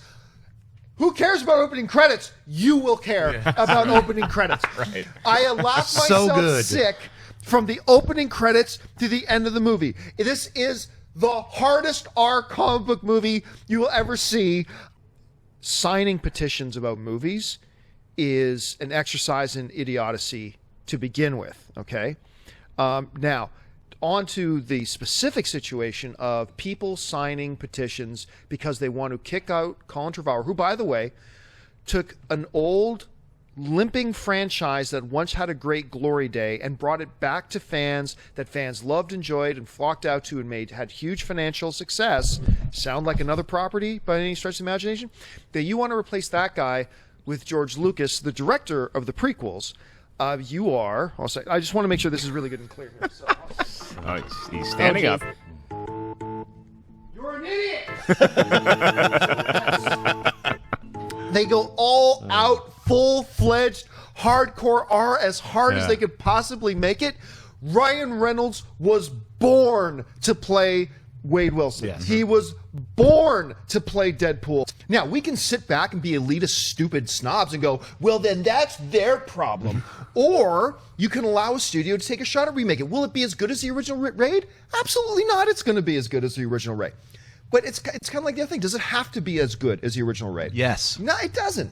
I'll argue. I don't think it's being. It won't matter to somebody who hasn't seen the original Raid in the first place. But here's the thing: I don't think it's being an elitist snob saying, "Hey, stop having this language barrier. See a foreign film." I think it's I agree with you. I totally agree. But I don't with think you. it's being an elitist snob. I think it's like asking the audience that exists in America to take more of a chance. And I think with Netflix, especially now, that foreign cinema area lets people not be afraid to check out a foreign film. You see the Raid on there; they're going to watch them. But oh my God, that's going to open up a whole new dimension. But you know what's going to drive more people to see the original Raid than anything else in the world? A North American remake. I'm not arguing that. I mean, look at what happened with Infernal Affairs, right? Infernal Affairs, greatest cop movie of all time, in my opinion, right? But nobody saw it. What happens when they did a North American remake and they did Departed? All of a sudden, tons of people went out to see the original because of that. Right. You know how many people saw the original Japanese version of The Ring? Almost nobody. Right. They put a North American version and turn a lot of people, wait, there's an original Japanese version? I think, if anything, a North American version, whether it turns out to be good or bad, I think nothing will highlight and drive more people to finally check out the original masterpieces than if we had a North American version of it. You actually feel the chemistry between these two sicko characters. Mm-hmm. Screw that. What does Batman do? You're gonna bleed. He just bounced his car off him, and he's still so badass. He's like talking trash to his face. That was awesome. Yeah. I love that scene so much. And he knows he can still hear him when Superman takes off. Totally. You will. He knows he can still hear him. You're super hearing, yo. You know? He's still talking smack. Yeah. I loved it. I was grinning from ear to ear. And I went back. I saw it on TV at first because I was watching the playoffs. And then I immediately grabbed my laptop. I started looking at this spot and watching it over and over again. Totally. It brought back that enthusiasm that I had after watching that Comic-Con It's that trailer. epic face-off. When you see them silently standing there in that very first trailer, that's the payoff, is that the scene that we just saw in that commercial. Oh, I love it. Anyway, Mark, you saw the spot. It's a fun little fact for you kids at home is every time I leave the studio and I'm driving away, I see Campea running after me. You will! I'm like, what is he? He's doing it again today. But the relationship between them works. And whatever these tiny percentage of fanboys online who like to scream and whine, that looks too much like this or blah, blah, blah. Hey, look, Darkseid does kind of look similar to Thanos. There are similarities between OMAC and Ultron. This will become the 7th film in my life that I am giving a 10 out of 10 to. Wow. The 7th film I have ever given a 10 out of 10 to, purely based on the pure entertainment value of this movie. I am shocked how much I love this. I immediately came out, Wendy can tell you this, I came out of the theater after the press screening, immediately hopped on my AMC app, and I booked 4 tickets for the first screening on Thursday night, one of which has to go to Ashley Mova, because I've got to see this movie with her. She's got to come with us. But anyway, I'm taking up all the screen time. Thoughts on Elizabeth Banks being cast as the villain in the new Power Rangers movie? All right, I'm going to tell you right now, this new Power Rangers movie is one of the dumbest pieces of butt-fuck news I've heard in like a very, very long time. What was that? Being said, Butt-fuck news? Welcome back to Butt-fuck News. It is Shit Day Tuesday here on Butt-fuck News. Butt-fuck News, where we bring the best butt-fuckery around. I'll Butt-fuck break your News. legs. That's right. I'll break your leg. What are you watching? Butt-fuck News. Oh, Hey, did it start with the already? mouth, with the mouth. It's about 3 So- butt-fucks in. John, is it a good move by Lionsgate to make a new Power Rangers movie? Good God, no. No. I mean, look, I've gotten a lot of questions on AMC Movie Talk before about, do you think they'll do a Power Rangers movie? And this is why you never say never. And I've always said, well, don't say never, but it's unlikely. Why? Because, look, the first Power Rangers movie that came out in 1995, Mighty Morphin Power Rangers, worldwide. Now, this is not when it became a novelty thing. This is in the height of its popularity. Yeah. Worldwide, international total, $66 million at the box office. Then in 1997, they thought, let's give it another shot. And they put out a wide release, over 2,000 theaters, wide release called Turbo, a Power Rangers movie, as a follow-up. Anybody want to take a guess what the world, I think you already know. Want to take a guess, Schnepp, what the worldwide total was on the second Power Rangers movie? $100 million. $9 million. Oh. It went from $66 million, which was terrible to start with, to $9 million in the second one. Batman vs. Superman could not take a hit. They need this to be huge. They need it to be big because they're trying to reestablish this whole cinematic universe. Is it cowardly? I'm having a lot of people tweeting me and asking me, was it cowardly of DC to move off the date? No, it wasn't. I don't care. I really don't. I mean, we're gonna see the Batman costume for the first time when it comes on screen, or we'll see it in the trailer, whatever. And we're gonna have our impression of it, whether good Batman suit, bad Batman suit. But ultimately, how good or bad this movie is gonna be will have nothing to do with what we think about the Batman suit. We're either gonna like it or we're not gonna like it, but ultimately, it's not important. Because DC announcing dates doesn't mean much to me. Just last year, hey everybody, we're bringing you Batman vs. Superman in the summer of 2015. Yay! And then a couple of months after that did we say summer of 2015? We meant May 6th, 2016. Yay! And now yesterday, did we say May 6th? We really meant March 2016. Yay! DC, Marvel, Warner Brothers, DC and Warner Brothers giving us dates means nothing. John, what do you think about the upcoming Gem and the Holograms movie? This is stupid. John, will any of these actresses be Wonder Woman, and could we see Wonder Woman and Flash in the upcoming Batman vs. Superman? Nope. Wonder Woman is none other than Fast and the Furious's Gal Gadot. None of these would fit to be Wonder Woman, so it must be for another role that they're all going in for. Turns out, it was Wonder Woman they were going in for, and they've selected her. Now, before I give my opinion about this, let me preface what I'm going to say with this. I'm going to give this a shot.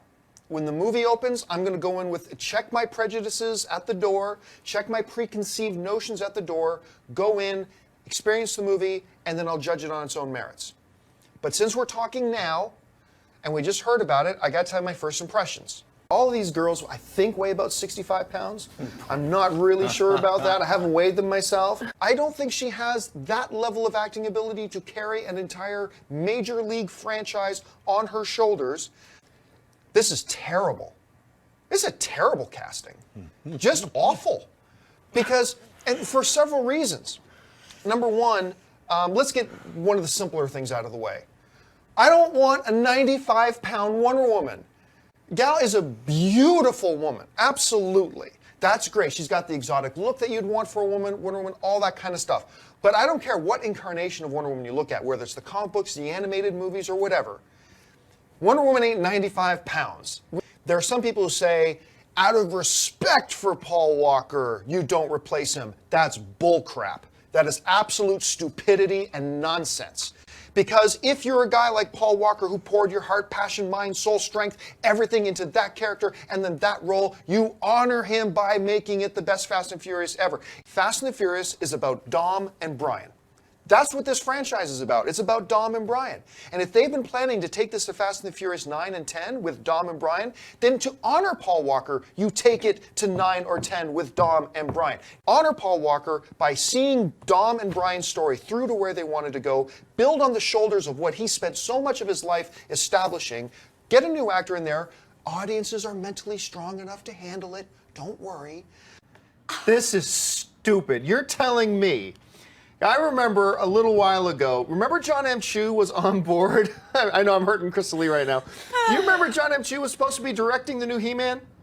Yeah. He was all on board to direct the next Masters of the Universe, all that kind of stuff, and stepped away all because the next G.I. Joe film was going to take up my time.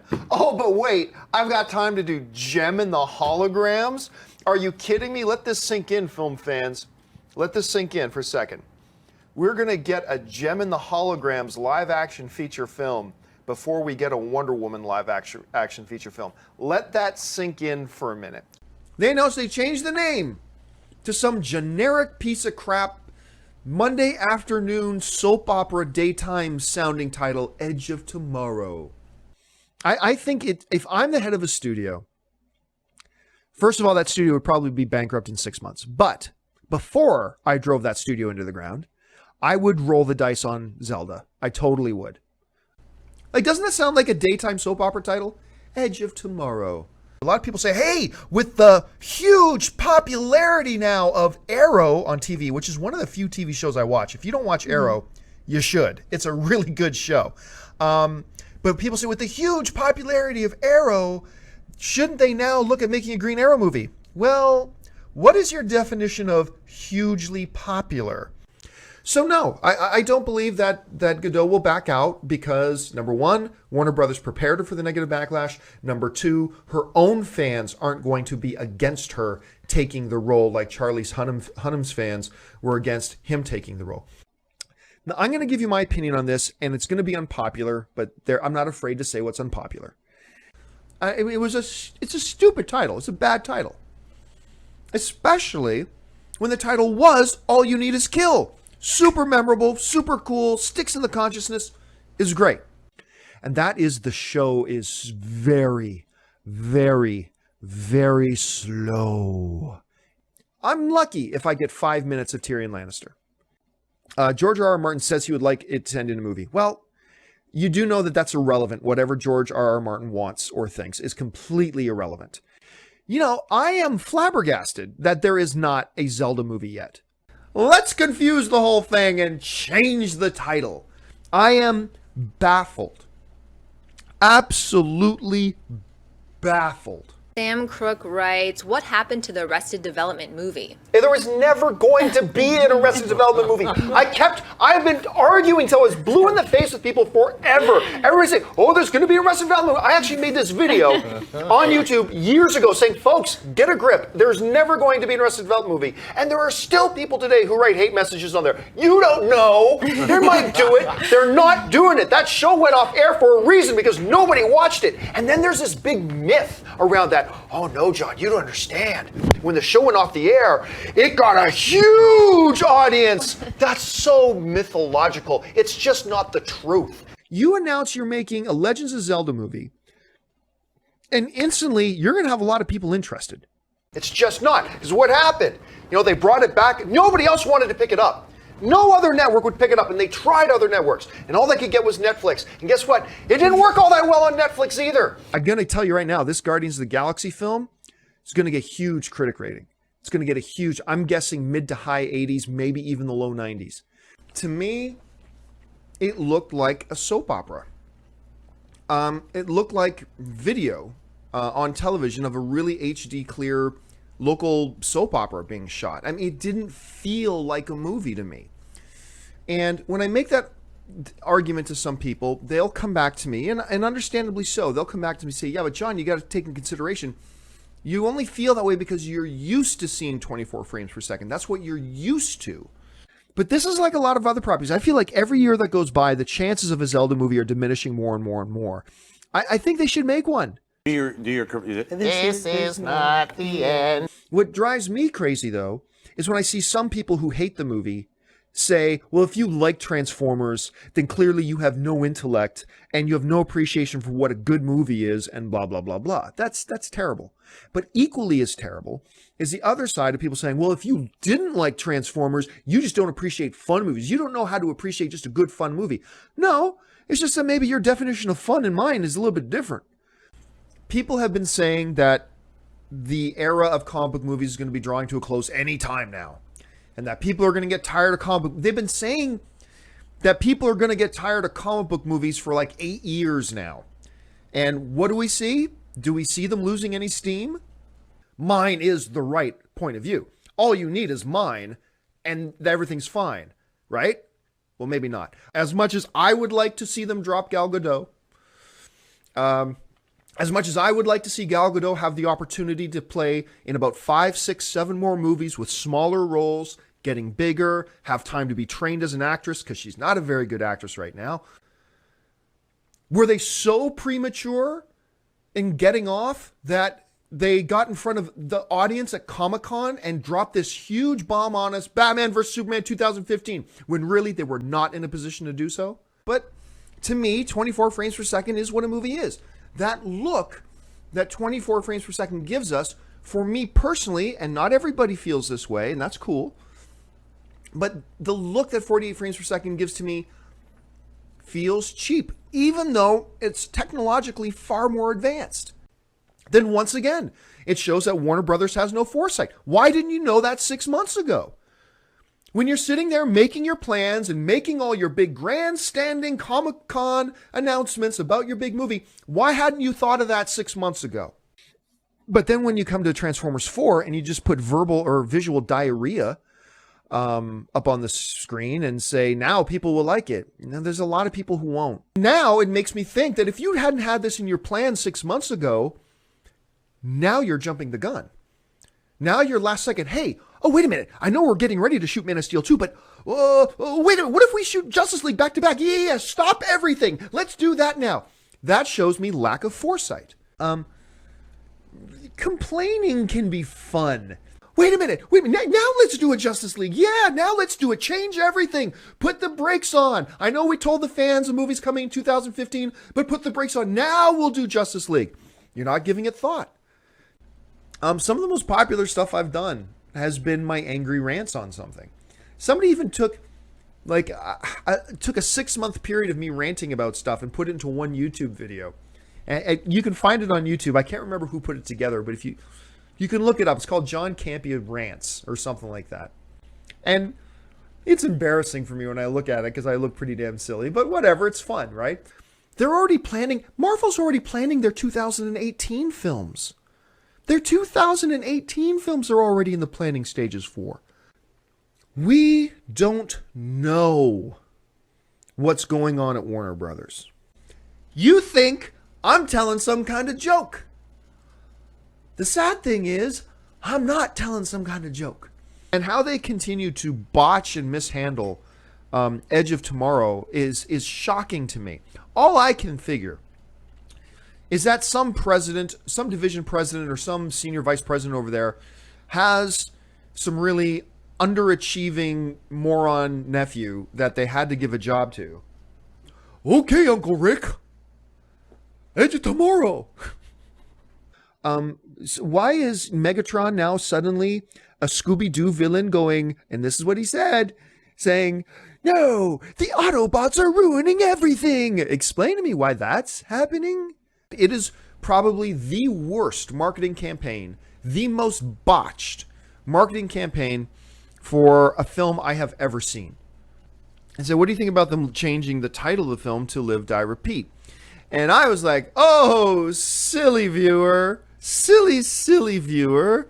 They didn't change the name of the movie. That's just the box art. Let me bring it up again. That's just the box art. No, so naive, thinking they changed the name of the movie. Well, turns out they did change the name of the movie. Action without narrative or purpose is just visual diarrhea.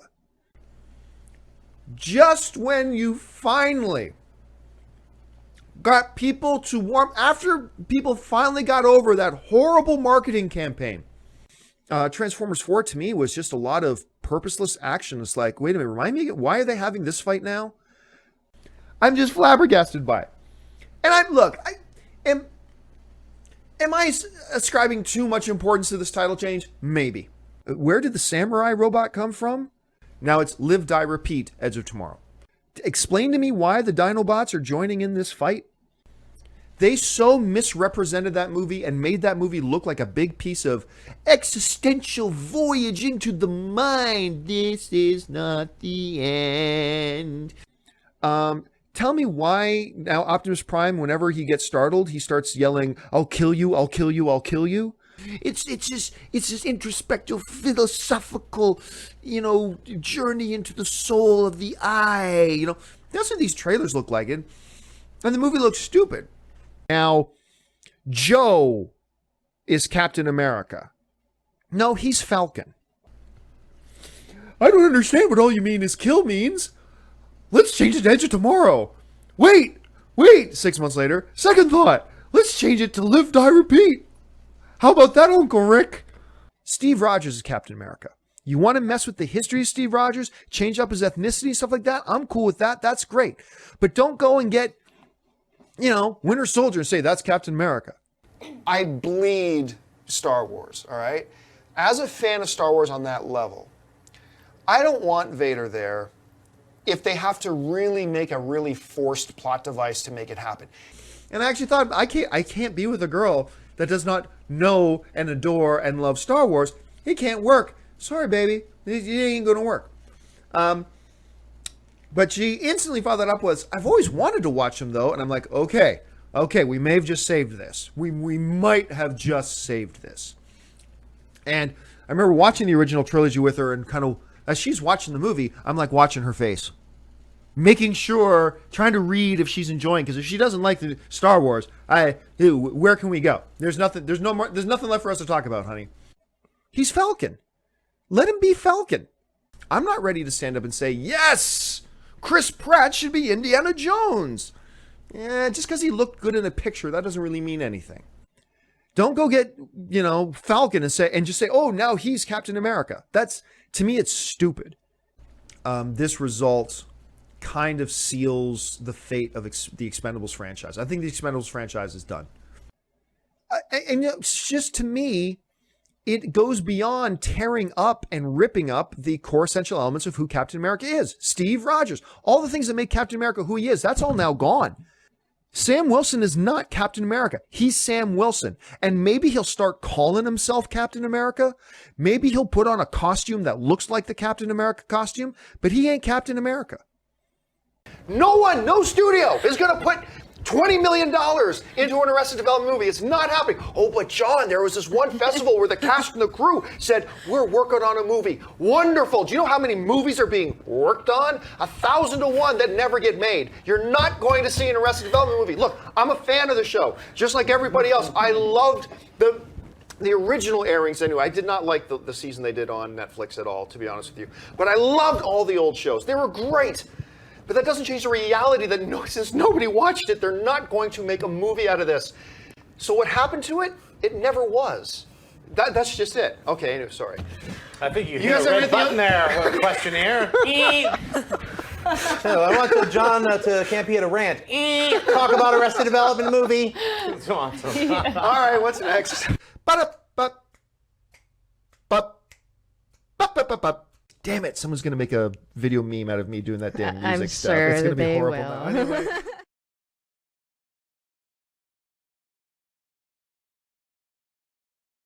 And this trailer kicks copious amounts of ass. This trailer sucks. I sell this. This trailer sucks. This has gone from being a pithy, kind of juxtaposition thing of the world of fashion with intelligent stuff. It's a stupid guy and blah, blah, blah. And in the original Zoolander, Derek was simple, but when it came to certain things, he was actually incredibly intelligent. They did that in certain parts of the movie where he's simple, yet really smart in something. And this just felt like a Beavis and Butthead trailer. Like in many ways, the feel of it was like a Beavis and Butthead, and I just thought it was nonsense. And now for the first time since even the concept of a Zoolander 2 came up, which I had been so excited about, I don't care about this movie now. You think they're just that is what this trailer's done for me. I do not care about this movie now. They're showing it to you, and they're asking you not to record it. You're a jerk if you record it. We also agreed that we're all hypocrites, because while we agreed that it's a jerk who recorded it, we're going to run out and watch it online the moment it gets available. We also agree that in today's day and age, that when studios bring these things there, where everybody's carrying a global communications device, video and audio communications device in their pocket, you have to be prepared for the fact this may come out and leak online.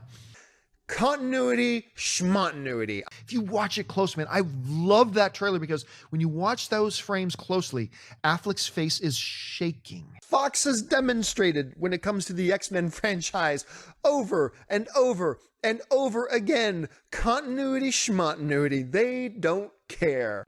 You just feel the rage coming off it. And to see that Batman. Now, that doesn't mean that this Batman is going to be better than Christian Bale's Batman. Not at all. But I do think we are going to get this element of Batman that Bale's Batman didn't give us. And I am very excited about that. Whether they use it right or wrong, we're going to have to wait and see. In just this little 3.5-minute trailer, him watching his people die and him watching his building coming down, why he sees Superman as such a threat that he feels he needs to stop, why Superman maybe sees Batman as the way they introduced Lex Luthor. Holy crap, when they open up the body bag here, they showed a shot of Wonder Woman, so clear she's going to have a role to play in this.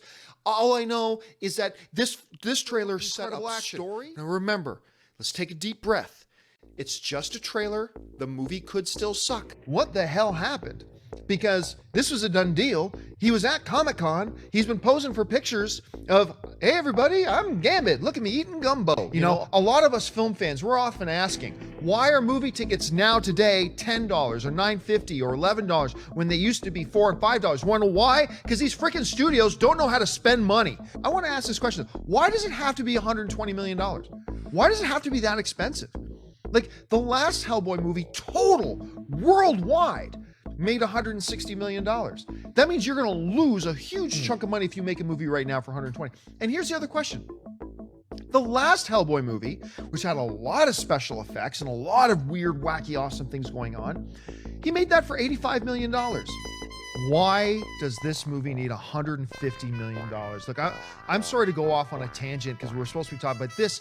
This is mind-blowing. This is stupid. There is a problem in Hollywood today, and that problem is rampant overspending. There is far too much money being spent on producing these movies these days. They're spending, every movie now seems you got to start at $100 million and you go up. Look, they're making Deadpool for what, 30 or 40? Yeah.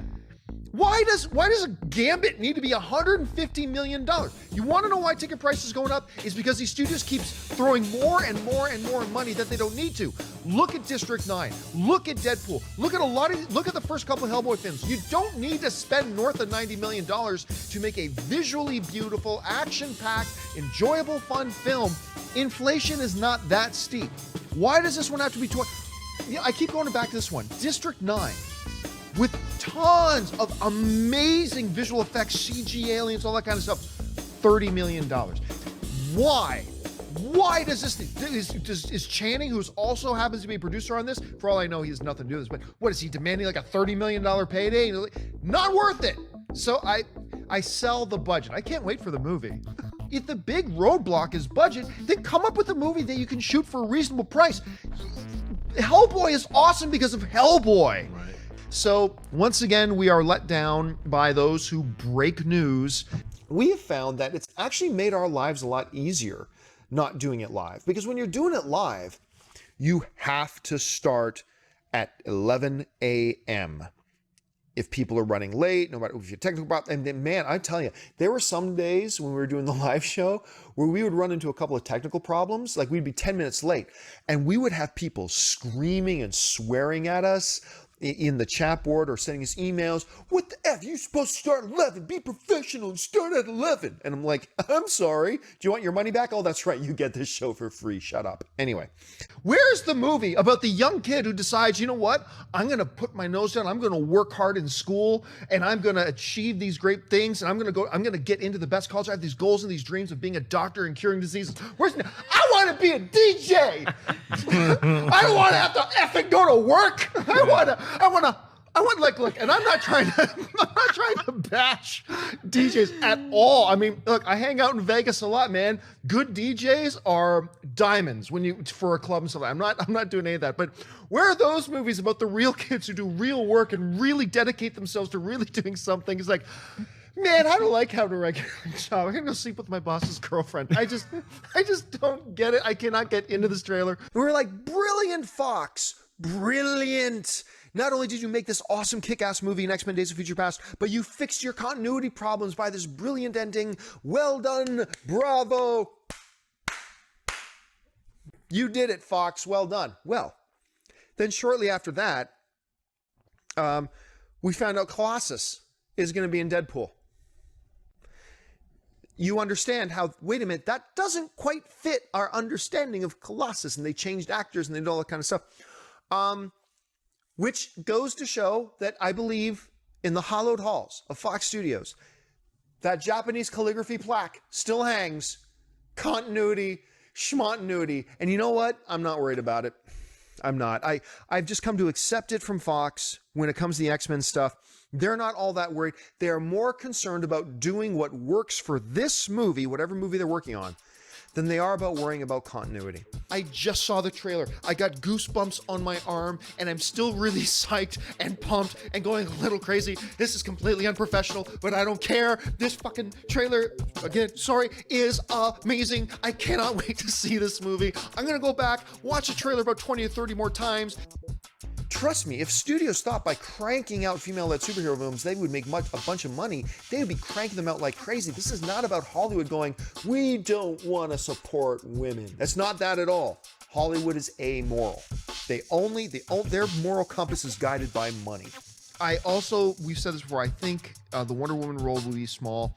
I hope that's the case because I want Batman versus Superman to be about Batman versus Superman. Is that too much to ask? Yeah! Holy shit! That trailer's fucking awesome! I'm gonna tone it down. Let's get one thing out of the way first. And I know I always bring this up whenever somebody mentions that movie's a cash grab, that movie's a cash in, whatever.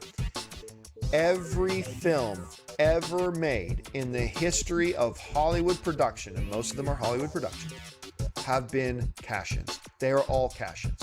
Anybody who tells you otherwise is lying or extremely naive. They are all cash-ins. Nobody ever put up $50 million and say, yeah, well, here, I'll just throw this $50 million away and I don't care if it makes money. No. You get investors to pay for your movie by convincing them this movie can make money. If Hollywood thought for 1 minute putting out comedies or action films or horror films that had gay themes and were led by gay characters in them a lot, they thought those would make them a lot of money. They have no moral compass. They wouldn't care if they would put out 50 of those a year. Come on. This is I've been looking for this movie more than any of y'all at this table. I was so excited for this, and now I'm like, I think it's because you were too excited. Maybe. About it. I think that you were. Could be it. Maybe you were expecting to see like footage or something. You're like, when are they going to get to the footage? Why do they keep showing outer space? Maybe that was it. Is that why you didn't shave this morning? Because you were so depressed over doing so down about this. I can't even eat. I saw him at a gas station playing with the gas. Like, I saw it. I was like, what are you doing? It hasn't always been this case, but Hollywood's now learning. You can have movies that are going to make a ton of money no matter how terrible you make them. Transformers 4. But what they are realizing, though, is that the better your movie, the more money it will make. And trust me, Hollywood is all about greed. It's all about greed. And greed is good, as we learned from Wall Street. I think it looks awful so far. Yeah. I am the downer of the group, ladies and gentlemen. John Campea. I'm the downer of the group. I had a couple people email me complaining, saying, John, don't drink while you're doing the show. It's annoying. And to them, I would like to say, I hear your complaints. This trailer sucks. This trailer is a giant steaming pile of crap. This movie looks disgustingly awful. I mean, wretchedly bad. This almost looked like a gang from Saturday Night Live said, hey, let's put together a really crappy trailer on purposely bad, and let's get Zac Efron to be in it with this. This is terrible. First of all, I don't buy this dude as a DJ at all. Secondly, it just panders to the whole, younger generation things of, I don't actually want to work for anything. I just want to do something in my bedroom and get rich and famous. And then it's the freaking Josie and the Pussycats Gem and the hologram thing all over again. Bunch of friends are going to make it big in the music business. Oh, and then the big media moguls come around and want him to ditch his friends and do it on his own and all the friends. And then the power of friendship will save everything at the end. This looks awful. Zach, what are you doing? Anyway, we are friends. Friends. We are friends. 3 weeks ago, Aaron and I and Dennis did a video, and we're just going to show you this little clip of something that I may have predicted 3 weeks ago. If you're going to go that way, you're right. It brings up the names like Carl Urban. But I can guarantee you this, Dennis. I was telling this to Aaron off screen. I guarantee you, Warner Brothers, the very first person they've called about this is Ben Affleck. I guarantee you he was the first person they called. I highly doubt he would take it. But Affleck is a golden child for Warner Brothers right now. So I don't think he's going to take it at all, but I think he's the first guy. Okay, so once again, we learn the valuable lesson. I'm always right. 60% of the time, I'm right all the time. I sell everything about this. I sell absolutely everything about it. First of all, what brain trust that makes 7 figures came up with the frickin' name Robin Hood effing Origins? Seriously, what brain trust came up with that? Morons. Absolute morons. That is the stupidest title for something like this. Oh, and we're Lionsgate. And by the way, I like Lionsgate a lot, okay? But call it what it is. We're Lionsgate. You see 3 other studios got Robin Hoods coming out? Let's make one too. Stupid. This is absolutely stupid. There's nothing fun about this. A futuristic one. Okay, that's a different take and all that. Get it? Shared universe Robin Hood? What? Robin Hood Origins? Like, what? One of the comments I made was, hey, man, I don't want a 105-pound Wonder Woman. But the reality is, I mean, you can put any actor or actress in the gym, give them a few gallons of horse steroids, and say, go for it, give them the right trainer, and they can bulk up. I mean, and that's fine. The whole issue with the boobs thing, this is one thing I never understood. I never understood the fanboys who get online complain about her boob size. Look, I get it. If they were making a biopic about Dolly Parton, who, look, and in all seriousness, her breast size is, in pop culture terms, that's kind of an identifying factor of Dolly Parton. Then it's an issue. Wonder Woman doesn't have magical boobs. Her boobs are irrelevant. That means nothing about the character. Some artists draw are a little more hefty, some artists draw are not. It doesn't matter. So I've never understood that complaint whatsoever. The boobs thing, I think all boobs are magical. I don't care how big or small they are. He doesn't necessarily have to have been Robin. You can come up with a million different reasons and excuses why the Joker at some point ended up murdering the ward of Bruce Wayne. Even if he wasn't Robin as a child, you never have to go into that problem area of Batman, this post-Christopher Nolan Batman, taking a child into a war on crime. You can just say he was his ward, he was his adopted son or whatever, and the Joker, through one way or another, through one set of circumstances or another, ends up murdering the ward of Bruce Wayne, whether that's Jason Todd or a young Dick Grayson or a Tim Drake or whoever it is. I'm really shocked how many people have been writing to me, like on Twitter and on Facebook. By the way, I love it when you write to me on Twitter and Facebook, but asking that question ever since Kevin Feige said, yeah, I think the next Spider-Man, we're probably going to aim for like 16 or something like that. There's a lot of people saying, well, then there you go. If you're going to have a 16-year-old Spider-Man, then you can have Robin. Okay. I'm not exactly clear about one has to do with the other, but one of these two, people is a superpowered being that can literally lift 10 tons over his head, have spider sense, reflexes of the gods, goes toe-to-toe with Venom and the Hulk and the Juggernaut and fights him on the other is a 13-year-old with a stick.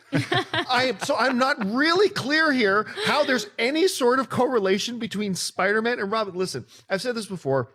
I love the Robin character. I'm really curious to see how the Russo brothers are going to handle this, because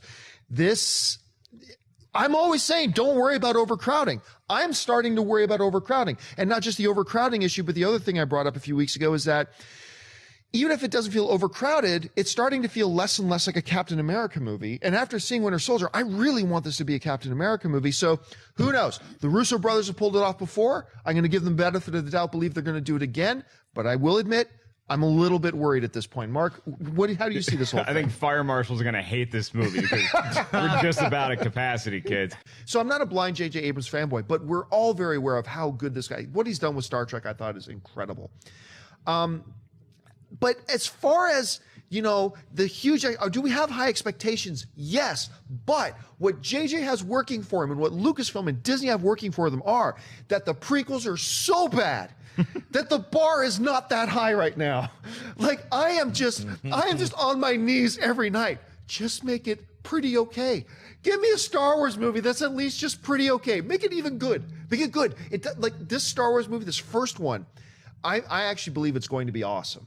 But it doesn't have to be awesome. Just make it good. And those of us who suffered through the era of the prequels, we're going to be really happy. And it'll be a good starting point, and hopefully they'll get better from there. But I also think the chances are pretty good that Abrams is just going to give us one hell of a Star Wars movie. What you guys have meant to me personally, and I know I speak for everybody on our team, what you guys have meant to us and me as we've gone down this journey together of just talking movies, but then getting to share each other's experiences has been incredible and life-changing and something I will never forget. Well, hello there, friends. John Campea here, senior editor of the Movie Blog, and if you don't mind, I'd like to take just a few moments of your time to discuss an issue that causes me a great deal of personal stress and quite frankly pisses me off. You see, despite the fact that it's 2009, the vast majority of movie theaters in North America today still do not offer us the ability to pre-select our seating before going into the movie, and quite frankly, that's retarded. Now, to give some context to this frustration of mine, let me tell you a couple of examples of midnight screenings that I went to. The first was a few months ago when the new James Bond film Quantum of Solace was coming out.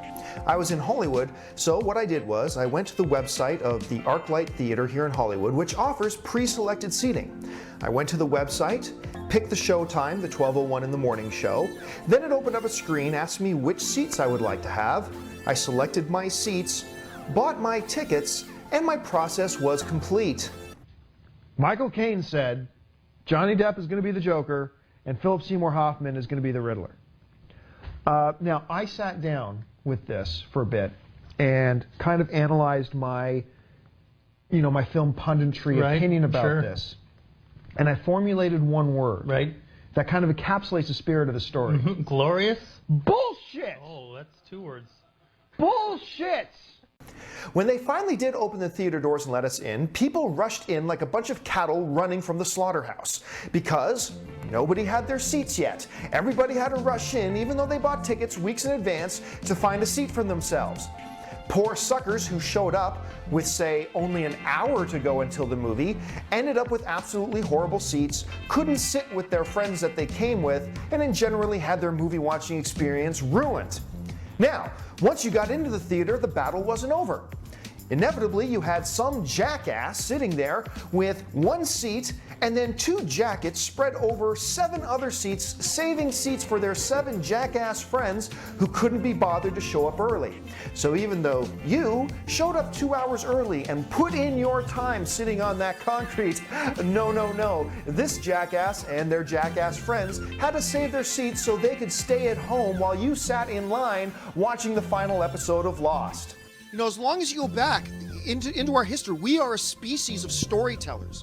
Whether it's carvings on the wall or stories by the campfire, we love stories, and that's how we communicate our heritage, our culture, our ideals, our dreams, our goals, everything about them, and it's captured in movies. And as a human race, it is the one thing that we all share in common.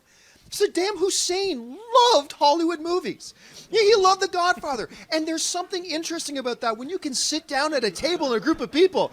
If you want to be like Saddam Hussein, as a group of people, you can sit down with anybody that you have nothing in common with in the world, but you can talk about movies.